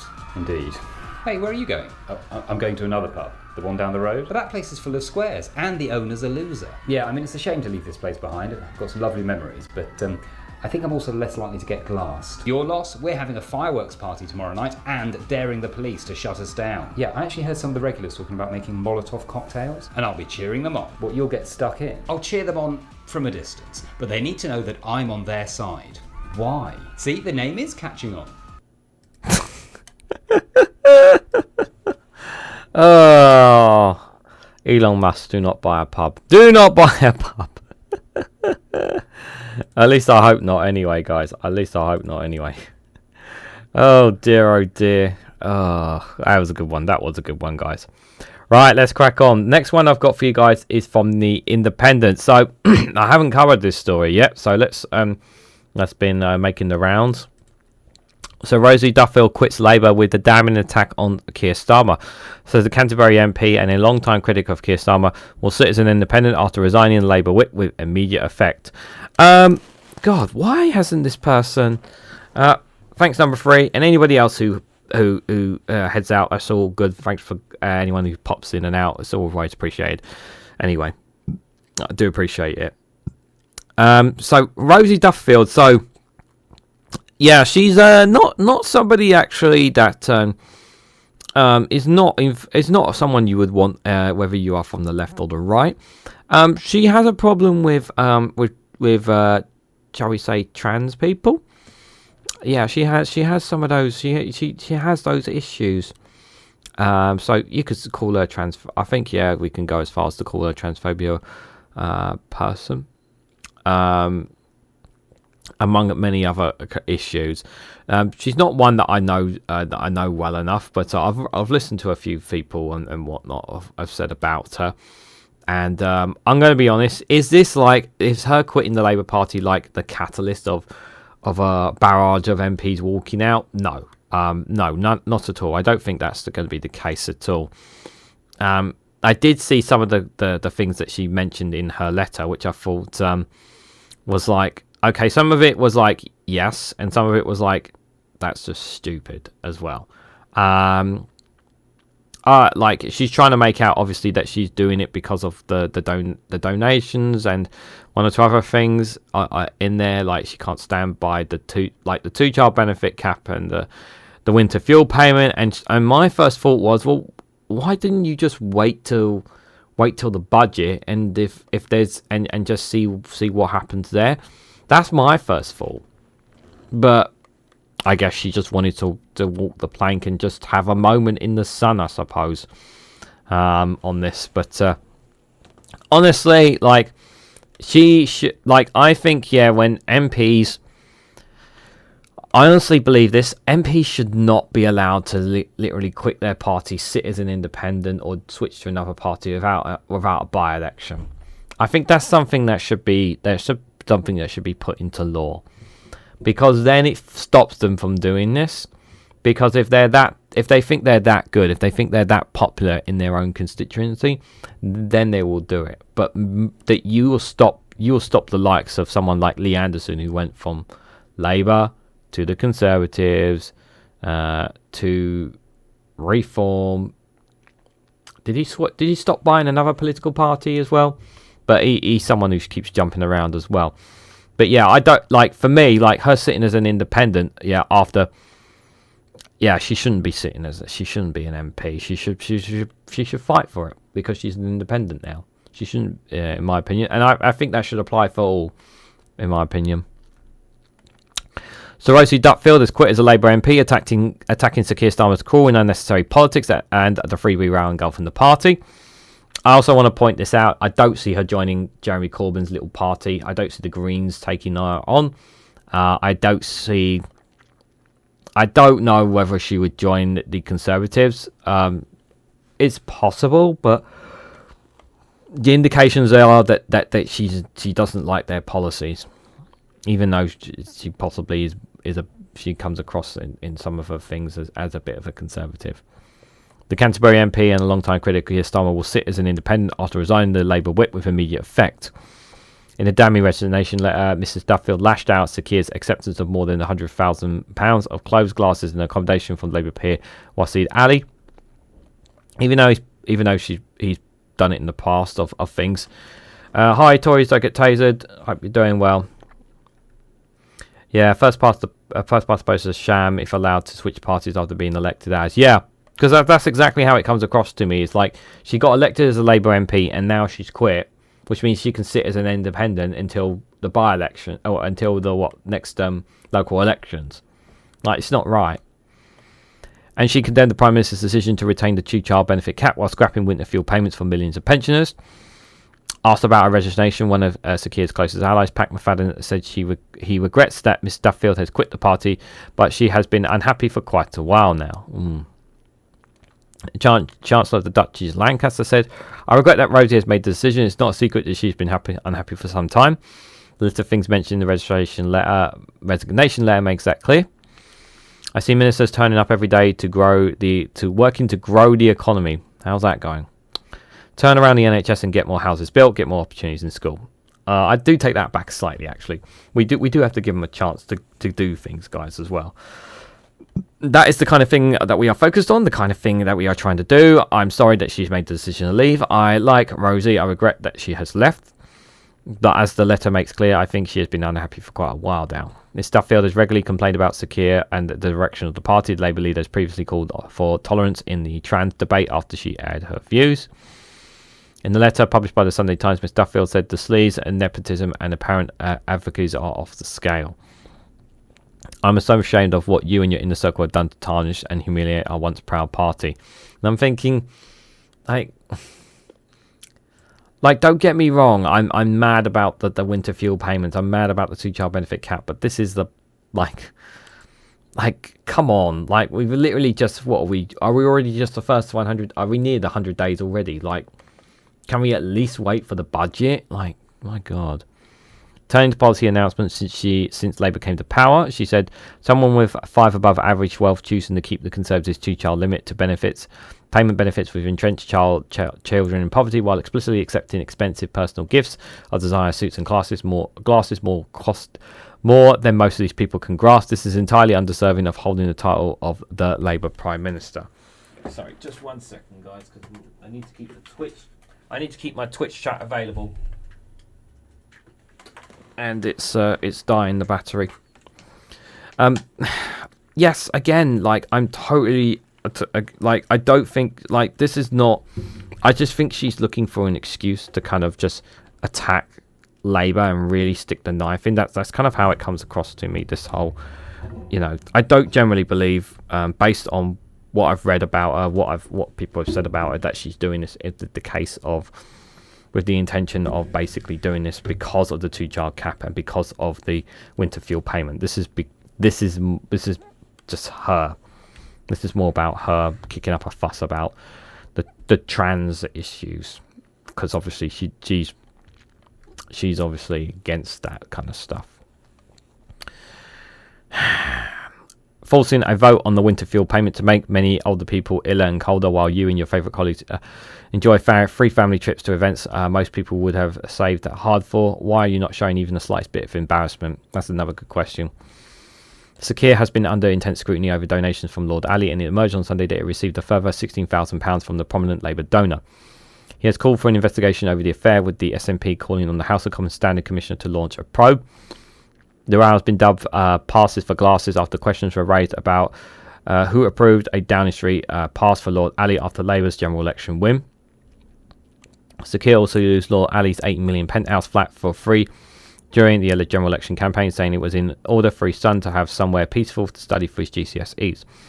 In July, Rachel Reeves announced that older people not in receipt of pension credit and other means tested benefits will no longer receive the winter fuel payments from this year onwards. The decision comes as part of a series of spending cuts to address a black hole in the public finances left by the previous Conservative government, announced in July by the Chancellor.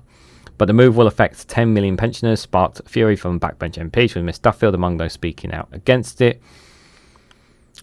In her damning letter, she said, "Prime Minister, your management style and technocratic approach and the lack of basic politics and political instincts have come crashing down on us as a party after we've worked so hard, promised so much, and waited a long 14 years to be managed by a British public to return to power. I cannot put into words how angry that I and my colleagues are at your total lack of understanding about how you have made us all appear." Miss Duffield as a friend of author J.K. Rowling and was backed by Miss Duffield over the row over her stance on women's and trans rights. She previously accused the Labour Party of showing her the cold shoulder over her views on the issue. Now, she denied that her gender-critical views are the reason for her quitting the party, telling the Sunday Times. Yeah, of course it's not. Of course it's not. With my gender-critical views, all I wanted was for the views to be taken seriously and discussed, and I think a movement as the Labour Party was shifted, we are talking about those things now. No.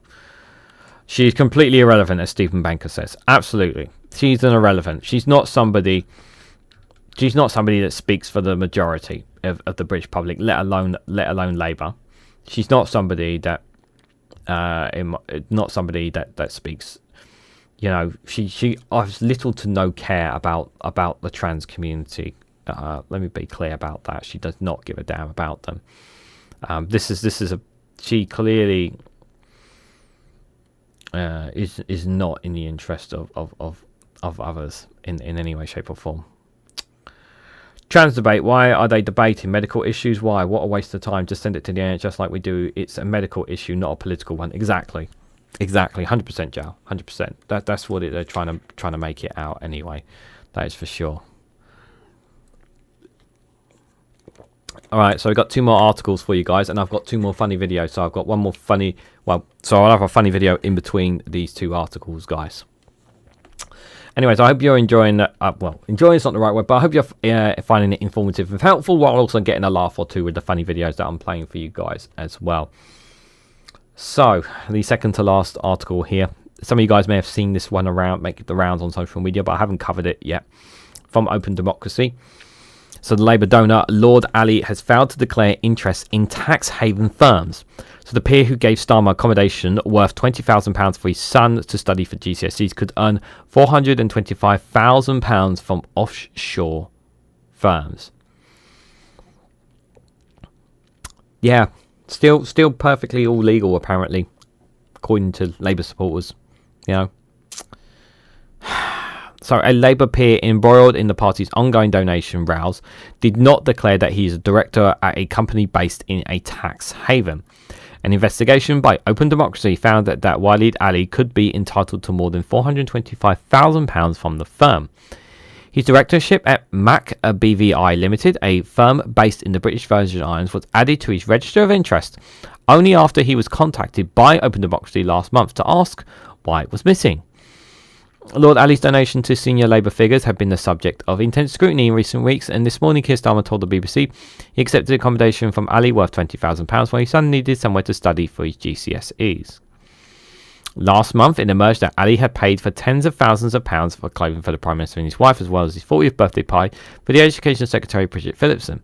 The Deputy Prime Minister Andrew Rayner also admitted staying in a New York flat owned by Alli last December, saying it was a personal holiday. While Open Democracy reviewed Alli's register of interest last month, we found that he had declared a chairmanship of 450 plc, an investment firm based offshore in Jersey. This role does not make the peer any money. Though we also found that he has not declared that he has been a director of 450 plc subsidiary firm Mac BVI Limited since April 2023. When questioned about it, Alli said the omission was an unintentional error. Adding, I hadn't realised until you asked that it wasn't on my register of interest. So it's because of Open Democracy that it just so happens, guys. It just so happens it wasn't registered. An unintentional error. Oh, I'm so sorry. Let me fix that right away. Definitely no conflict of interest, guys. But no, it's all good, guys. It's all good. Labour are perfectly fine. It's okay. We're not like the Conservatives that didn't declare anything. It's not the same thing. He then added the directorship of his register as a non-financial interest. But financial accounts said Alli holds so-called incentive shares in the firm. The documents also note that while Alli does not receive any directorship fees at present, should an acquisition be completed while he is director, he will receive a one-off transaction fee of an amount equal to £25,000 per calendar month elapsed between the date of his appointment and a platform acquisition being completed. It means if an acquisition were made this month, Alli appears to be entitled to £425,000 in directorship fees as part of a long-term incentive arrangement. Alli, who has given more than £700,000 to Labour over the past 2 decades, told Open Democracy the company has yet to make an acquisition. I don't receive a fee and have no financial interest in the company until an acquisition is made. He added that both Mac BVI Limited and 450 plc are currently loss-making, but will pay tax in the UK when they make a profit. Mac BVI Limited is based in the British Virgin Islands, a tax haven that has been described as a destination of choice for those with money to hide by Transparency International. Speaking in the Commons in July, Labour's Foreign Secretary David Lammy pledged to tackle individuals and companies taking advantage of offshore tax havens with full vigour. He added, we were concerned that parties of the last government were turning a blind eye to these issues. I hope we come forward with further proposals in the coming weeks. Sure. We'll have to wait and see. But yeah, this one's been around for quite a while. But yeah, failing to declare his interest in a tax haven firm. And he just happens to say, oh, I just happened forgotten to do that. I apologise. Let me fix that straight away. You know, it's... yeah, apparently it was just an error. Just an error, guys. Yeah. Even though he has money in the British Virgin Islands, you know, where he can take advantage of the system because because of the tax haven that it is. But apparently it's all fine, guys. According to Labour, it's all fine. All perfectly fine. Those brown envelopes are still being passed under the Westminster table system banker. Yep. So now we're getting to the truth of it. Yep. Starmer doesn't give a damn about starving kids or frozen grannies. Never mind terrorising the disabled, says Tories taser. Jeannie Bottle says, I wonder if that includes warm weather gear for Labour leader and wife while homeless poor freeze at home or in the rain. Yeah, they might be given some winter clothes. But then they'll be saying, well, did you declare them? Oh, I thought you said you weren't going to take clothes anymore. Oh, we needed them because it's quite cold. We need some luxury winter clothes. Yeah. Anyways, let's break the ice again before the last before our last story, guys, with some very interesting broken news here. This one's an old one for you guys, but apparently Russia's great.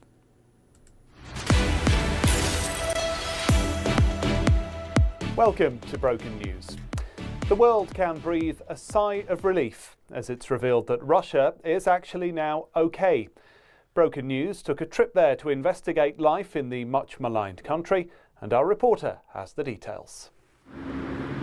Yes, this is a nation that up until now has been absolutely under siege by the international community. I'd say unfairly, actually. But Broken News can reveal that everything here is actually fine and normal. And I've been told to say better than the UK, which for the purposes of this report, I've now decided is dog shit. Criticism has been rife since the full-scale ground invasion of Ukraine. Special military operation that is going exactly as planned. But I've been here in Moscow for a couple of weeks, and I've been shown around by a couple of very friendly and big and serious tour guides with some lovely guns, which they only used once on some terrorists who were disguised as peaceful protesters. What I've seen here has shocked me. In a good way. They have shopping trolleys and even food, and even, can you believe it, train stations. Have a look at this. Wow, this is absolutely amazing, and it takes a shit on cockfosters. Amazing. Well, some have also claimed that Russia is bad for gay and trans people, but we went looking and didn't find a single one who complained. What's it like being gay in Russia? I'm not gay. So my excellent journalism shows this place is better than most Western nations, which proves that Putin's definitely a nice guy and embarrasses those people who say we shouldn't have sold half of London to the Russians and let them infiltrate the very top of government and dick around with our elections. Really makes you think. Back to you. Thank you. Well, let's get reaction to our report now from one of Putin's fiercest critics. Dr. Valentin Zukovsky joins us on the line now. Valentin, Russia appears to be a lovely place. So what's your problem? Your report is a ridiculous attempt to sanitize our reality. Putin is brutal dictator. Protest is illegal. Opponents are murdered every week. Everyone here is poor. Hey! What are you doing in my room? What? Oh yes, it is a lovely big window. Get your hands off me! Oh, well, we appear to have lost connection there, but still, what a lovely story. Next week, a Broken News special. She had an affair, and now she pays the price. Join us live as we attend a stunning stoning in sunny Saudi Arabia. That's all from Broken News. You're up to date.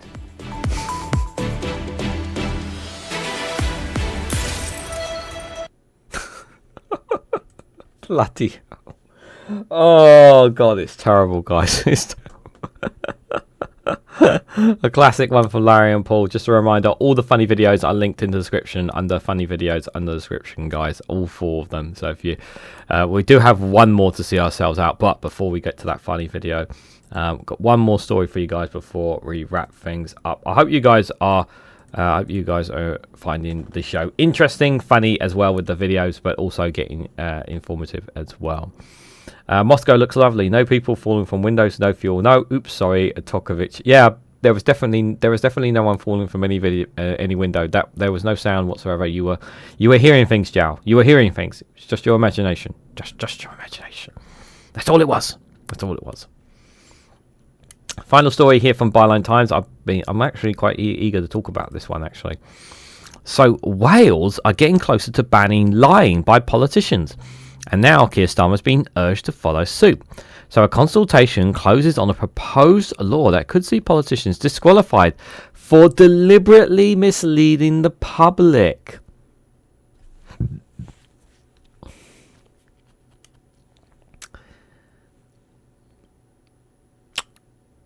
There's no such. Do you guys have a something like this in Scotland? I don't believe you guys have for banning lying in politics. But it looks like Wales may have something going on. Now, if this is true, this is massive. This would really keep this would help stem a lot of problems away from a lot of troubles within Welsh politics. But getting something like this through Westminster would be very difficult to do. I'm sure Okay, I'll take that back. I'm not sure what Keir Starmer would think of such an idea.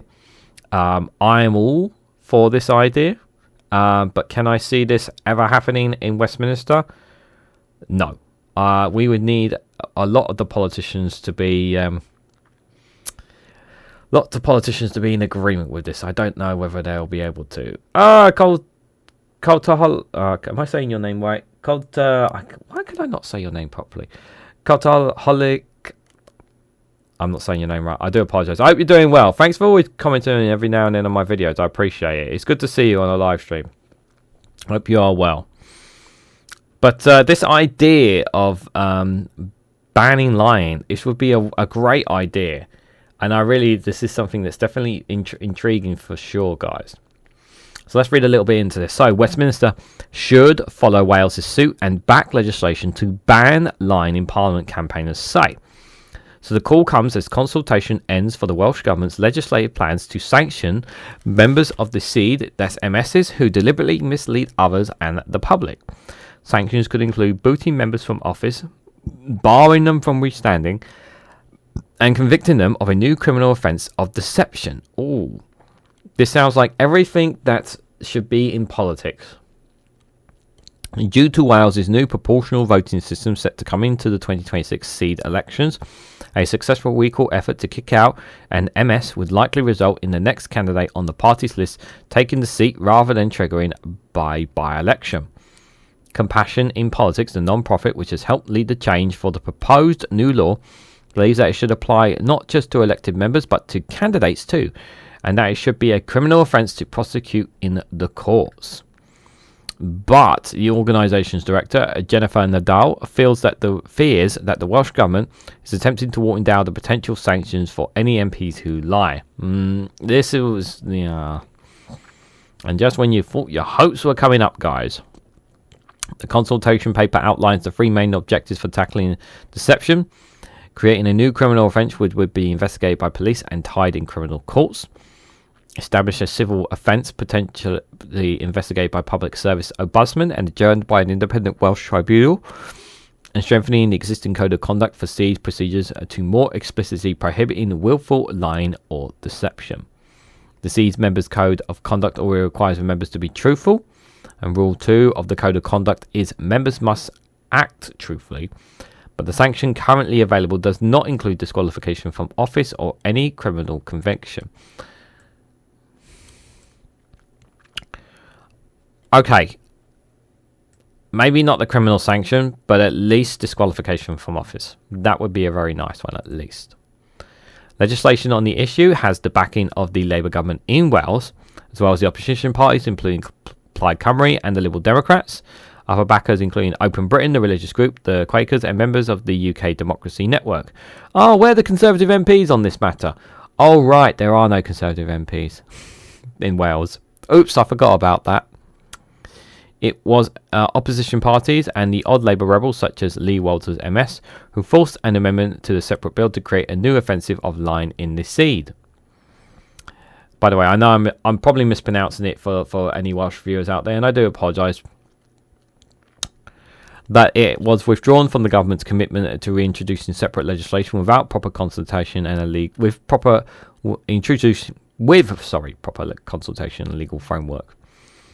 Wales's Council General Committee introduced legislation before 2026 stated Welsh governments must bring forward legislation before 2026 for the disqualification of members and candidates found guilty of deliberate deception through an independent judicial process, and will invite the committee to make proposals to that effort. However, the Constitution now appears to move away from that commitment by debating whether candidates not as currently elected SEED members should be affected by the law and whether to make it a civil rather than a criminal matter. That may stem from fears over potential pitfalls of banning lying in politics, including the need to balance free speech protection with the desire for greater accountability. Concerns have also been raised about the risk of malicious complaints being used as a political weapon, with political campaigners reporting their opposition en masse. The thing is that we don't have these kind of ideas embedded whatsoever here in the UK. I know you guys have. I know some nations in the EU, in Europe, have these that obviously protects you guys. Yeah, as Giles says in Portuguese politics, lying in politics is a crime in most civilized nations. It should be. It should be. But trying to get people to understand it and try to enforce it on politics seems to be a challenge. But Jennifer Nadal, director of the campaign group Compassion in Politics, which helps spearhead the legislation, told Byline Times, "We feel strongly that the sanctions need to be criminal. Lying needs to be treated with severity it merits. It's also about restoring trust.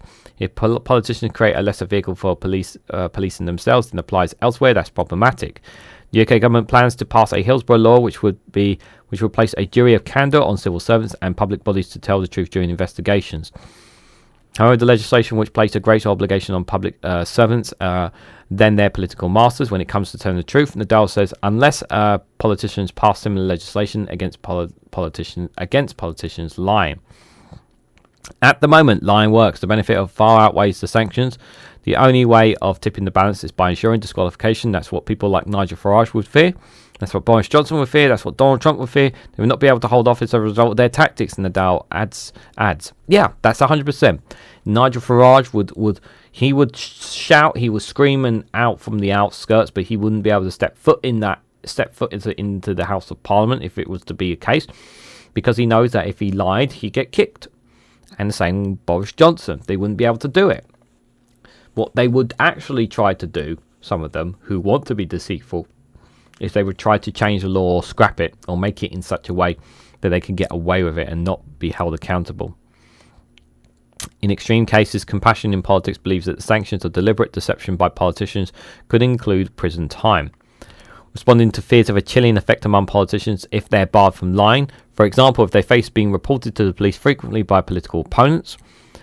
Nadal says it's only a vanishing small number of statements that would fall foul of the law, but those that are the most damaging ones that pollute the waters for everyone else. It wouldn't apply to situations where someone has made an innocent mistake and withdrew it. There would be instances of national security or market-sensitive decisions where a minister may need to obfuscate, but that's a tiny exceptional number of cases, she added. Compassion in Politics has responded to the consultation calling for the Welsh Government to stick to the plans for a new criminal offence against deception in politics and urging candidates to be included within the scope. Group is also seeking a meeting with ministers in Westminster to secure UK legislation, and so far the signals have been that UK Labour would not back a new criminal offence, but the new government has launched a modernisation committee in the House of Commons which could look at bolstering the MP's code of conduct. In the meantime, Nadal argues that Wales is at the global forefront of the fight against dishonesty in politics. And we can have a look. Give me 1 second, guys. I'm just going to have a look at this. So it's about 19 pages long, the document they have here. Let me see if I can find some of the key. I'm just going to look for where it says here. So what I'm going to do, because they've got this is the standard of conduct committee, the inquiry into individual members' accountability. I'm going to put this in the description, and I'm going to put a link for you guys if you want to have a look at that as well. I think that will be very useful for you guys. Just give me 1 second. Don't run away just yet, because we do have some. We do have one more funny video for you guys as well. Let me just save that there, and I'm going to put the link for it here as well. I do believe that will. So that is the. This is obviously that is the Welsh Parliament Standard of Conduct Committee, the inquiry into individual member accountability. So it's about 19 pages long, so it's not too long of a read there, but it will certainly be an interesting one to read. I will recommend if you get a chance to. I won't be able to get a chance to read it tonight or tomorrow. I've got a lot on my plate, but if I do get a moment at all this week, because I do have a lot going on, I will try to for you guys. But before I just come to you guys in the chat, I will just say finally on this, obviously it gives me a lot of hope and encouragement, knowing that something like this is coming, even if it is watered down, even if it ends up being watered down, which I don't want it to be, guys, if I'm honest. But even if it does get watered down, it's a good step in the right direction, and it will. And if you heard, well, obviously we're not hearing it from the other mainstream media, but the fact that Barline Times is highlighting this, which is a great thing, because obviously I would try to put these right wingers on the spot and say, would you ban lying from politicians? Would you ban them lying? Because I do wonder if they would take that on board. That's like I would love something like this in Westminster, because I just think it would just save so much trouble and problems. It would just make a massive difference for us. I really, really do. What do you guys honestly think on it? Before we go to a real democracy can only come where representation of views are all heard and valued to be heard, not just wish of the few, says Jeannie Bottle. Wales needs its independence, says Cultaholic. Yep, absolutely. Spitfire, nice tie, but hell between all those big American trucks, I would say. Well, then a politician lying about supposed exit from the EU funded by a foreign power and lies that would be allowed to spew their lies, right? Yep, 100%. Will Labour unearth that election interference paper regionally? Honestly, don't know. But you know, this was by, you know, Labour has been, Wales has been under Labour for a long time. It's been Labour for a long time. This was pushed by not only oppositions but also rebels within the seed. So I do hope it. Like I said, I do hope it passes, and I do think I think this could be a gem that people don't know enough about. Don't worry, it's fine. It's fine. Everyone's been talking about all sorts of things. To be fair, it is unlucky in Russia to live too far above ground. Most desirable are ground or first floor apartments, says Jeannie Bowl. Yeah, for people who have to live up in sky high and top floor buildings, it's indifference to everyone, isn't it? To be fair, Scotland tried this, but once Westminster stepped to put a stop to it with one of their sections. So you guys did try to do it and it was blocked. Interesting. I might send this to Dave McGuinness. I'll send this to him I'll send this to him on Discord. I think he might find that very interesting, that's for sure.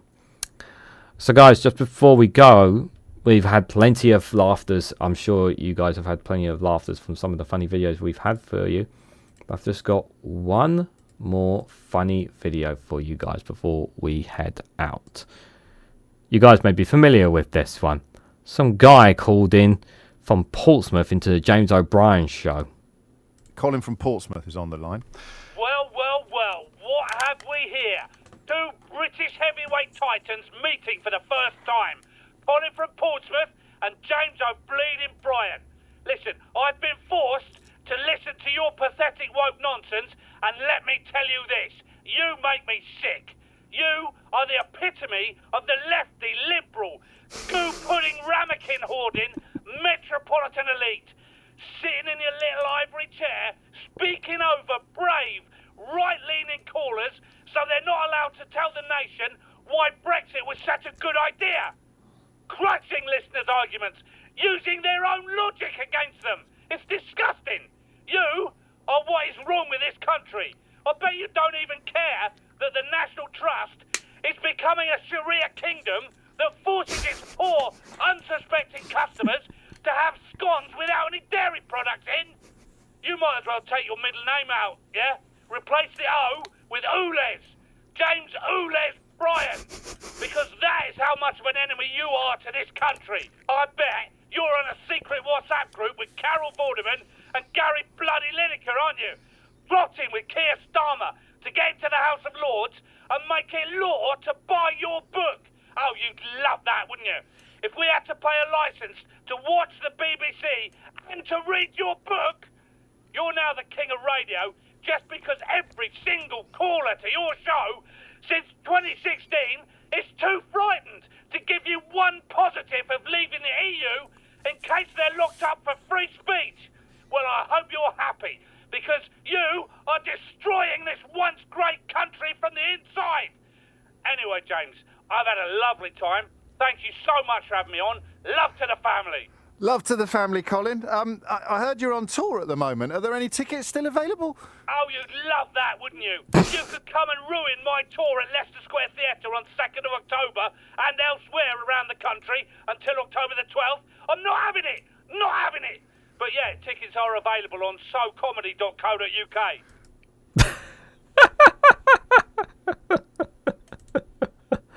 I wish I'd seen that, heard that live. That would have blown my mind if I was there when it was live. Oh dear, oh dear. Oh wow. So guys, we have just literally come up to the 2-hour mark since we've been live. We've had so many funny videos. We've had Colin from Portsmouth. We've had Broken News. We've had Rosie Holt. We've had Matt Green. We had the Michael Spicer on Trump. And then we've also, to cap off, obviously, the 7 stories from 7 different outlets. Today is obviously episode 50 of Regan's Newsround. So it's been 50 episodes, which is fantastic. So here's to hopefully another 50 episodes of Regan's Newsround since I started them as premiere videos. They will be going back to premiere videos after my holiday. Not next week, but the week after. I'll bring them back again. I may put them on Thursdays if I don't have Snowflake talks or whatever for you guys. So they'll I may put them there. If not there, then I'll try and plan them on for the weekends for you guys. But I would just want to say before we hit the outro to say thank you to everyone who has come onto these premiere videos when I'm not here or when I'm not live, and just hanging out in the chat and just chatting, discussing, and for those who've actually gifted super chats or memberships during them as well, because I can't always be there for premiere videos, but I do try to be there. I wasn't there for yesterday's World News Round, as you guys know, so thank you for those who did turn up to that. So I do apologize. Obviously I was unavailable at that time for you guys, but I do want to try and give you guys a place to come every day if possible, but that's obviously not going to be happening. Thursday after Thursday, there won't be any more premiere or live streams for quite a while after that. Just so you guys are aware. But yeah, 50 episodes, fantastic achievement. Just a final reminder, I'll be back tomorrow with the Snowflake Viewpoint on Monday, 8 PM. So if you guys want to come and join me for that, for the latest news, please feel free to do so. Tuesday, 1 PM. I will have the Snowflake Corner. We'll be covering world news. And then Wednesday, we will have the Snowflake Watch, where I'm sure we'll be talking about the Conservative Conference. God help me, talking about that on the Snowflake Watch and watching and reacting to that. And I'm sure, obviously on Thursday, it will be a nice reunion of myself and Lee Korn. For those who don't know, Lee Korn and myself had a show on a YouTube channel called The Snowflake Show. This was my first introduction to actually being on YouTube. And he was the one who ran the channel and set up all the stuff for it. And it gave me the confidence to basically start my own YouTube channel. So I would definitely not be here today if it wasn't for that man, and I'm very much looking forward to having him on. And it has reminded me of something that I need to ask of him to do for the show as well. But yeah, that'll be the last Snowflake Talks for a while. I will try to get some new guests in later in October if possible. No promises, guys, no promises. As well. But yeah, thank you guys for all coming along. Thank you guys for all your comments. It is much appreciated. Yep. No super chats or memberships tonight, but maybe tomorrow night, guys. Maybe tomorrow night we'll get them. But it's all right. It's not always about the money, guys. It's always about, sometimes it's just about just coming in and giving your support and doing some of the simple things that you guys do, which is hitting the like button, which is greatly appreciated, sharing it across social media so others are notified of this live stream, subscribing, because it really does help me support the channel, help me to get to that 2,000 mark, guys. We are just 2 months away from the end of the year. I'd like to get to 2,000 subscribers by the end of the year. Help me get over that mark, guys. It would be greatly appreciated. And if you want to go one step further and financially support me and the work that I do here on this channel, you can do so by becoming a YouTube member for just 99p, or you can join me on Rumble or Patreon for exclusive content on those platforms. So thank you all so much for watching, and I hope to catch you all very, very soon.